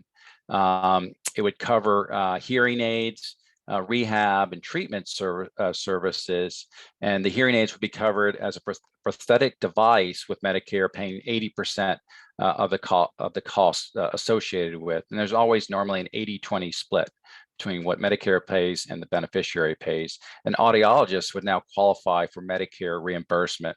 If you recall, earlier versions of the House bill included a dental and vision benefit. And this was something that Progressive had advocated for, in particular Bernie Sanders in the House. But those provisions, especially dental, were very expensive. The House did the best to try to pay for the bill and just couldn't squeeze it in with some of the cost savings that they had with it. But right now, as it stands, there's a new hearing benefit. Next slide, please. I mentioned earlier what we saw in the BIF, the Bipartisan Infrastructure Bill, but the Build Back Better Act House bill would totally repeal the Trump administration's drug rebate bill. And then this was something that was really pushed by pharma, and it was opposed by health insurers and PBMs. And we were more aligned with the PBMs and health insurers on it. But it basically eliminated a safe harbor, and it would allow prosecution and federal scrutiny over some of the deals that are done between pharmaceutical companies and PBMs when PBMs ask for rebates so that drugs can get on formularies. They often offer rebates, and it would sort of treat that as a kickback. It would totally eliminate this proposed rule and put the safe harbor back in place. And this scored at about 145 billion in savings that help pay for some of the other benefits that are included in the Build Back Better Act. Next slide, please. So Medicare prescription drug reform, as you know, Democrats for several years have been trying to get prescription drug reform included in a healthcare package. They were unsuccessful back in 2009 and 2010, even when they had 60 Democrats in the Senate trying to allow Medicare to negotiate drug prices. And one of our California members, Scott Peters, who has San Diego in his district, he was sort of the holdup on this, along with a couple of other blue dogs. His concern is that trying to allow HHS to negotiate prices could squeeze smaller companies, biopharmaceuticals that are in his district, where they say that this would really cut into their ability to do research in the long time that it takes to basically kind of get a drug online. So that was the criticism that he had heard from some of his smaller bio companies. And so what we got is sort of a scaled back version of prescription drug reform that would allow for the first time HHS to negotiate drug prices. And it would basically allow 10 drugs a plan year starting in 2025. And then it would ramp it up to 20 drugs per plan year starting in 2028. And then the secretary could factor in R&D costs and other things in the negotiations where she would single out some of these drugs that would qualify. The drugs would have to not have any competition beginning after 9 years for small molecules that are on the market and 12 years for biologics. Next slide, please. Depending on how long the drug was on market, the secretary would have to try to get at least 25 to 60% off of a drug's price. The provisions would limit the scope of negotiations for small biotech companies, and that was sort of a carve out for members like Scott Peters that had small biotech companies who opposed this provision. The provision ensures that negotiated drug would be covered for Medicare beneficiaries, and it really is targeting Medicare Part D. It would also include an out-of-pocket cap of $2,000 on Part D in 2024, and it would also cap copays for insulin products of no more than $35 in Part D starting in 2024 as well. Next slide, please. So this measure is scaled back, as I mentioned, than the original House bill, which would pretty much put all drugs on Part D eligible for negotiation. It scored around 250 billion, and the original provision had about 450. So the savings, the 250 billion, really kind of goes to, again, what the Democrats could cover for new benefits such as hearing and dental and vision, which they still would like to do. Ultimately, I think this is a good step forward for payers like us who have to pay outrageous prices for drugs. And we'll see hopefully around 100 drugs that would be eligible around 2030 under the formula that we have. It would not directly impact commercial drugs, which the House bill had tried to do as well to lower prices for commercial plans. That provision probably would not have survived anyway, the commercial provision in the Senate, under the Senate rules where you have to go before the Senate parliamentarian to get everything approved, and it probably would not have passed the Byrd rule on it. So next slide, please. So let me just summarize real quick the Build Back Better Act. I'm happy to take questions before I go into the Medicare premium increase. The Build Back Better Act in the Senate right now, Democratic staff are meeting with the Senate parliamentarian to see if it will pass muster, the House bill, and what provisions might not. The Republicans are going to challenge a significant amount of provisions in the House bill, like immigration reform will be challenged, and many feel that the immigration reform provisions in the House will fall by the wayside with the Senate parliamentarian. They're likely to challenge the drug provisions. So everything that I've just talked to you about is still in flux. It's a work product in progress. And so challenges made to some of those provisions could come up. Senator Manchin also, who's probably the most conservative Democrat, you've heard his name mentioned a lot, he has some issues with, for example, the family leave, paid family medical leave provisions. There was 4 weeks of paid family medical leave, which he has issues with over the solvency and potential for fraud and abuse. So he's going to sort of single that one out. He also has other issues with some of the tax credits for electric vehicles. He singled out the vision provision in there as well. And then progressives like Bernie Sanders, they want to see the bill actually go further. They want more Medicare services such as dental to be included and vision. And Bernie Sanders, along with some other, I would say, moderate Democrats, have singled out the SALT provisions in the House, where they feel that it is a tax giveaway for wealthy people. So that could also be altered. So the House bill will go through changes, no doubt about that. No one questions that. But it still seems to be kind of moving on course. Kristen Sinema got some things that she wanted on corporate taxes and other things, and Manchin seems to still kind of be, I think, looking to get a deal done. And so a lot of folks think that they'll get this through. Whether it happens before Christmas is another story, but they're going to try to shoot to do it starting December 12th. So Medicare, it's open season right now for Medicare enrollment. And CMS did come out with an advisory that premiums could go up for Part B, and it would be one of the largest increases we've seen in a long time, around $21.60 that we would see go up from $148.50 per month to $170.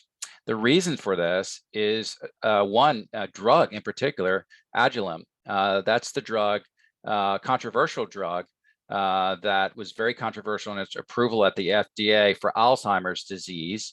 Many critics and clinicians say it won't actually help with Alzheimer's disease, and the costs are significant. It would cost about $56,000 for therapy for a year, because it would have to be covered intravenously in a doctor's office. So CMS has not decided whether they're going to do coverage for it. And just a couple of weeks ago, a patient actually died who was taking the drug. So it's getting another hard look. But this is one of the reasons that they had cited on some of the increases for traditional Medicare. Next slide, please. So Cures 2.0.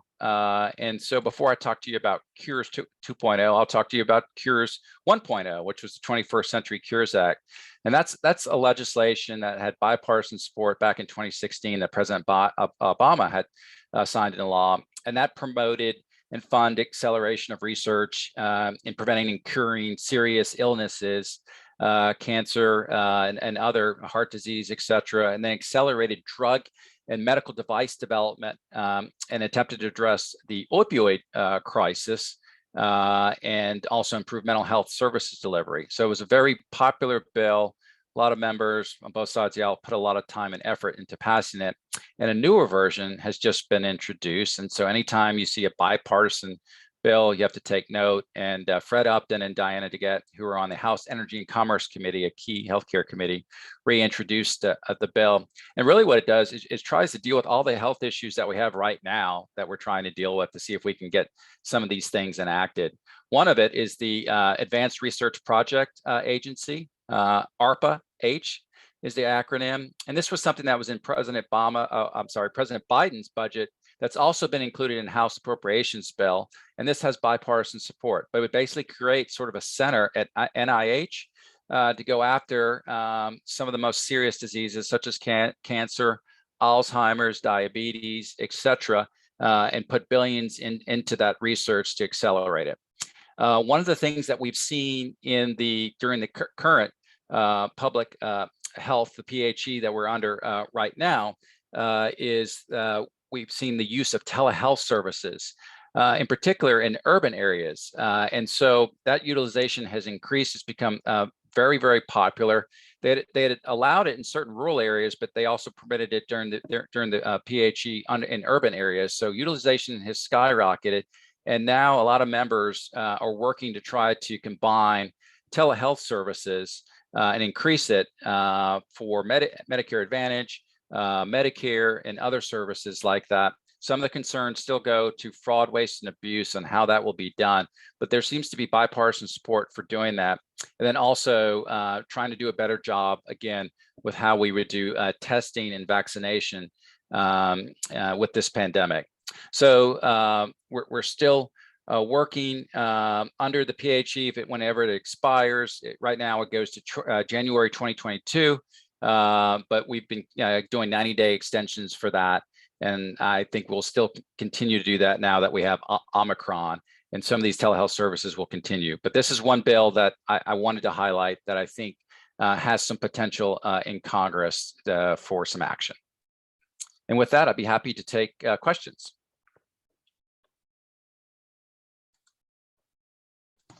Thank you so much, Shane and Tony. I'm not seeing anybody in queue. I have one, Mr. Robbins. and I should be in the queue, by the way, because I'm looking at it. So anyway, I just have a quick question for Shane. Shane, in all seriousness, what is the probability that we are going to see any meaningful change in prescription drug costs?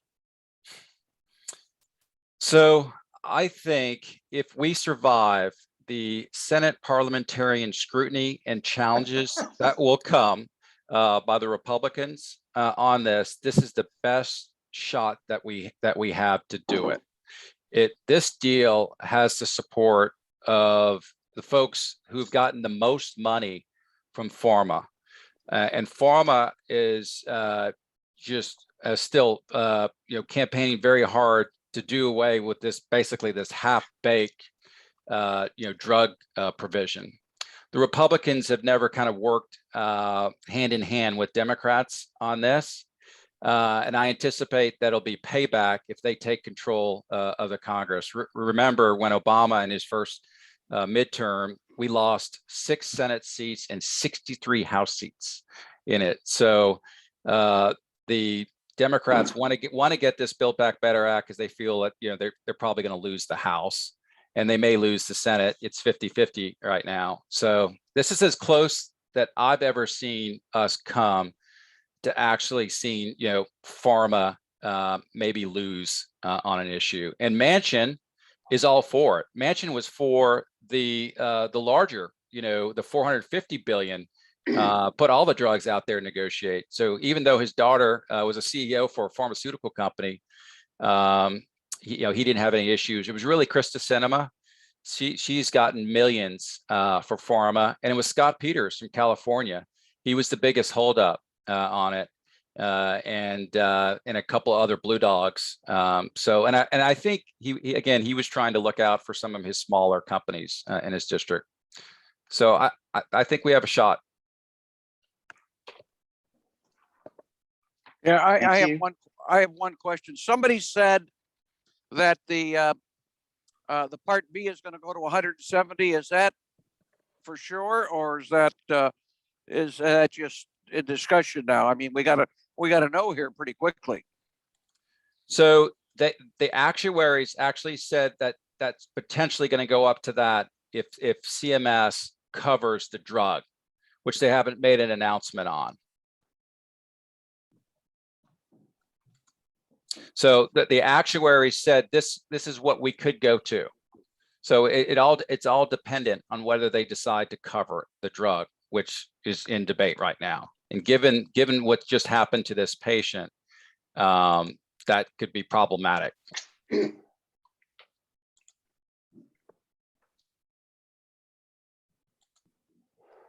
Thank you very much. Mr. Oakham, any other questions? Then Barry, thanks for introducing this, and everyone, thank you very much for these very thorough presentations. Oh, yes, Mr. Chair, if I may very quickly, yes, I also like to thank our speakers here, but as to Mr. Robbins' question earlier about the COVID presumption, it does begin in January 2022 and sunsets in 2023. And actually, Mr. Boyd has a report about that further down on item D, which he may want to go into a little later, but that would relate to your question earlier. So thank you. Thank you. Then I think we will move on. Thank you. Mr. Harris? Just quickly, I'm just wondering, is there a chance we can get a copy of these slides? Because that was a lot of information to go through, and I appreciate the rigor with which you went through it. But it'd be helpful if we could get a copy of that, if that'd be possible, so we could at least refer to it, because there's a lot of stuff in there. Yes, so Mr. Harris, these are included in your board package, so they should be in there, I believe.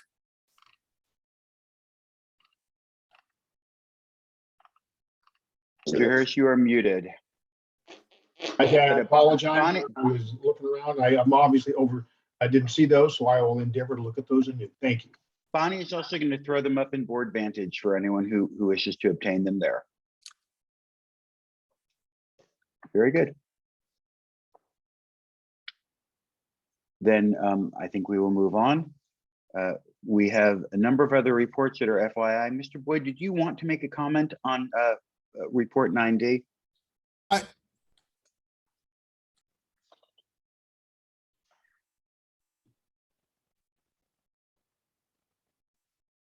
Just briefly, there's been a lot of questions regarding the COVID presumption and some confusion. I just want to make sure we're all clear that, as Barry indicated, it does not take place until January 2022, and it's only in effect for the year 2022. It doesn't matter when the member contacts COVID. All that matters is when the board actually makes a decision on the application. So as long as the application is decided between January 1st, 2022 and January 1st, 2023, the presumption can be applied unless it's extended by the legislature. Just for the board's information, we are tracking these cases very closely, and we are putting them on an expedited basis. In situations where the member has passed away due to COVID, we are going to use the death certificate as the medical information, and I will write a legal opinion to go with it in order to move the cases faster. Excellent. Thank you for letting us know that. Then for the other reports, they're all FYI. Did anyone wish to discuss anything else on the other reports? Then let's move on to item 10, items for staff review. Yes, I have 2 items. The board requested information on candidate placement and any challenges or candidate requests being made during the hiring process. And lastly, the board requested information on the investment office recruitments. Thank you very much, Bonnie. So we're going to go on to good of the order. I do want to say at the end of good of the order, I'm going to recommend we take a 10-minute break before we get into cases in executive session. I don't imagine there'll be any opposition to that. But now, Bonnie, if you could call good of the order. Sure. Mr. Pryor. I have nothing, thank you. Mr. Knox. Happy holidays, everybody. And the most exciting day of the year is next Friday, December 10th. The first installment of property taxes are due. Any questions, give me a call. Thank you, Ms. Gray. Nothing following Mr. Knox. Thank you. Happy holidays, everyone. Mr. Santos. Nothing, thank you. And Mr. Knox, the check is in the mail. Mr. Oakham. Yeah, Keith, I'm signing my checks today, so you will have those. No, I would just like to point out, and this has not been a fun week for me. I'd like to wish Les good luck on his knee replacement tomorrow. And just so everybody's knows, I'm going to have hip replacement on Friday, and I can't wait because it's not been a pleasant couple of weeks with what's been going on. Besides that, happy holidays to everybody. Be well.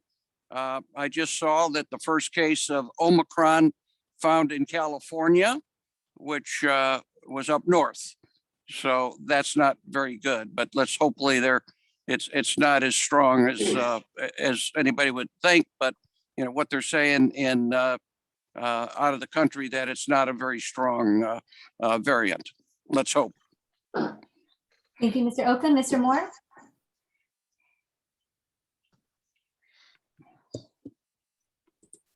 I'll come back to you, Mr. Moore. Mr. Kehoe had to step away. Mr. Robbins.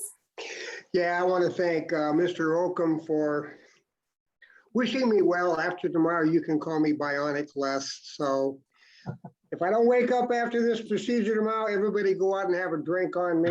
Other than that, let's all enjoy the holidays, stay well, be well, and onward and upward. Thank you, Mr. Harris. Well, I do hope Mr. Robbins wakes up, so I'm going to wish him well in his procedure. I'm sure he will. And just let Mr. Knox know I've already celebrated a couple of weeks ago, so you should have got an extra bonus again this year. But that's it for me. Ms. Zapanta. Okay, don't see her in the meeting platform. Mr. Moore. Happy holidays to everyone. Be safe. Thank you. Louis Lugo. Yeah, just want to wish everyone a happy holidays, and also just was nice to see some of the trustees at the SACRS conference a little less than a month ago, and finally be able to at least elbow bump a few trustees and also staff. We got to meet some of our staff as well. Thank you, JJ Popovich. I just want to wish both Mr. Robbins and Mr. Oakham a speedy recovery. That's it. Thank you. Thank you. Laura Guglielmo. Hi, good morning. Yes, happy holidays, and similarly wishing our trustees good health and successful recovery. Thank you, Stephen Rice. Nothing for me, thanks. Thank you, Santos Kryman. Yes, I just wanted to recognize Mr. Oakham. I believe it's his last BOR meeting with us. So I just wanted to say thank you for your tremendous service to our members and to the County of Los Angeles. I greatly appreciate you volunteering for this particular position for multiple years. And so we wish you well, and thank you for your dedicated and good service over the last 10 years. Thank you, Mr. Kryman. Thank you, and Chair Bernstein. I want to thank Mr. Kryman for acknowledging Mr. Oakham, and what a pleasure it is to serve with you. I wish you a well-deserved gap year, and I'll personally keep my fingers crossed that we'll be seeing you back here in 23. But whatever you do, thank you so much for your service. I want to wish everyone a happy Hanukkah. My kids generally get clothing and gift cards. New knees and new hips is a little exotic for Hanukkah, but I salute anything in the new category. And since we won't be back until the new year, a happy Christmas, a happy Kwanzaa, whatever people are celebrating, or if you just wish to privately in your own way celebrate your loved ones, I wish you all the best with that. And that is all for me. So we are now on a 10-minute break, and then we will come back for the disability cases to be heard in closed session.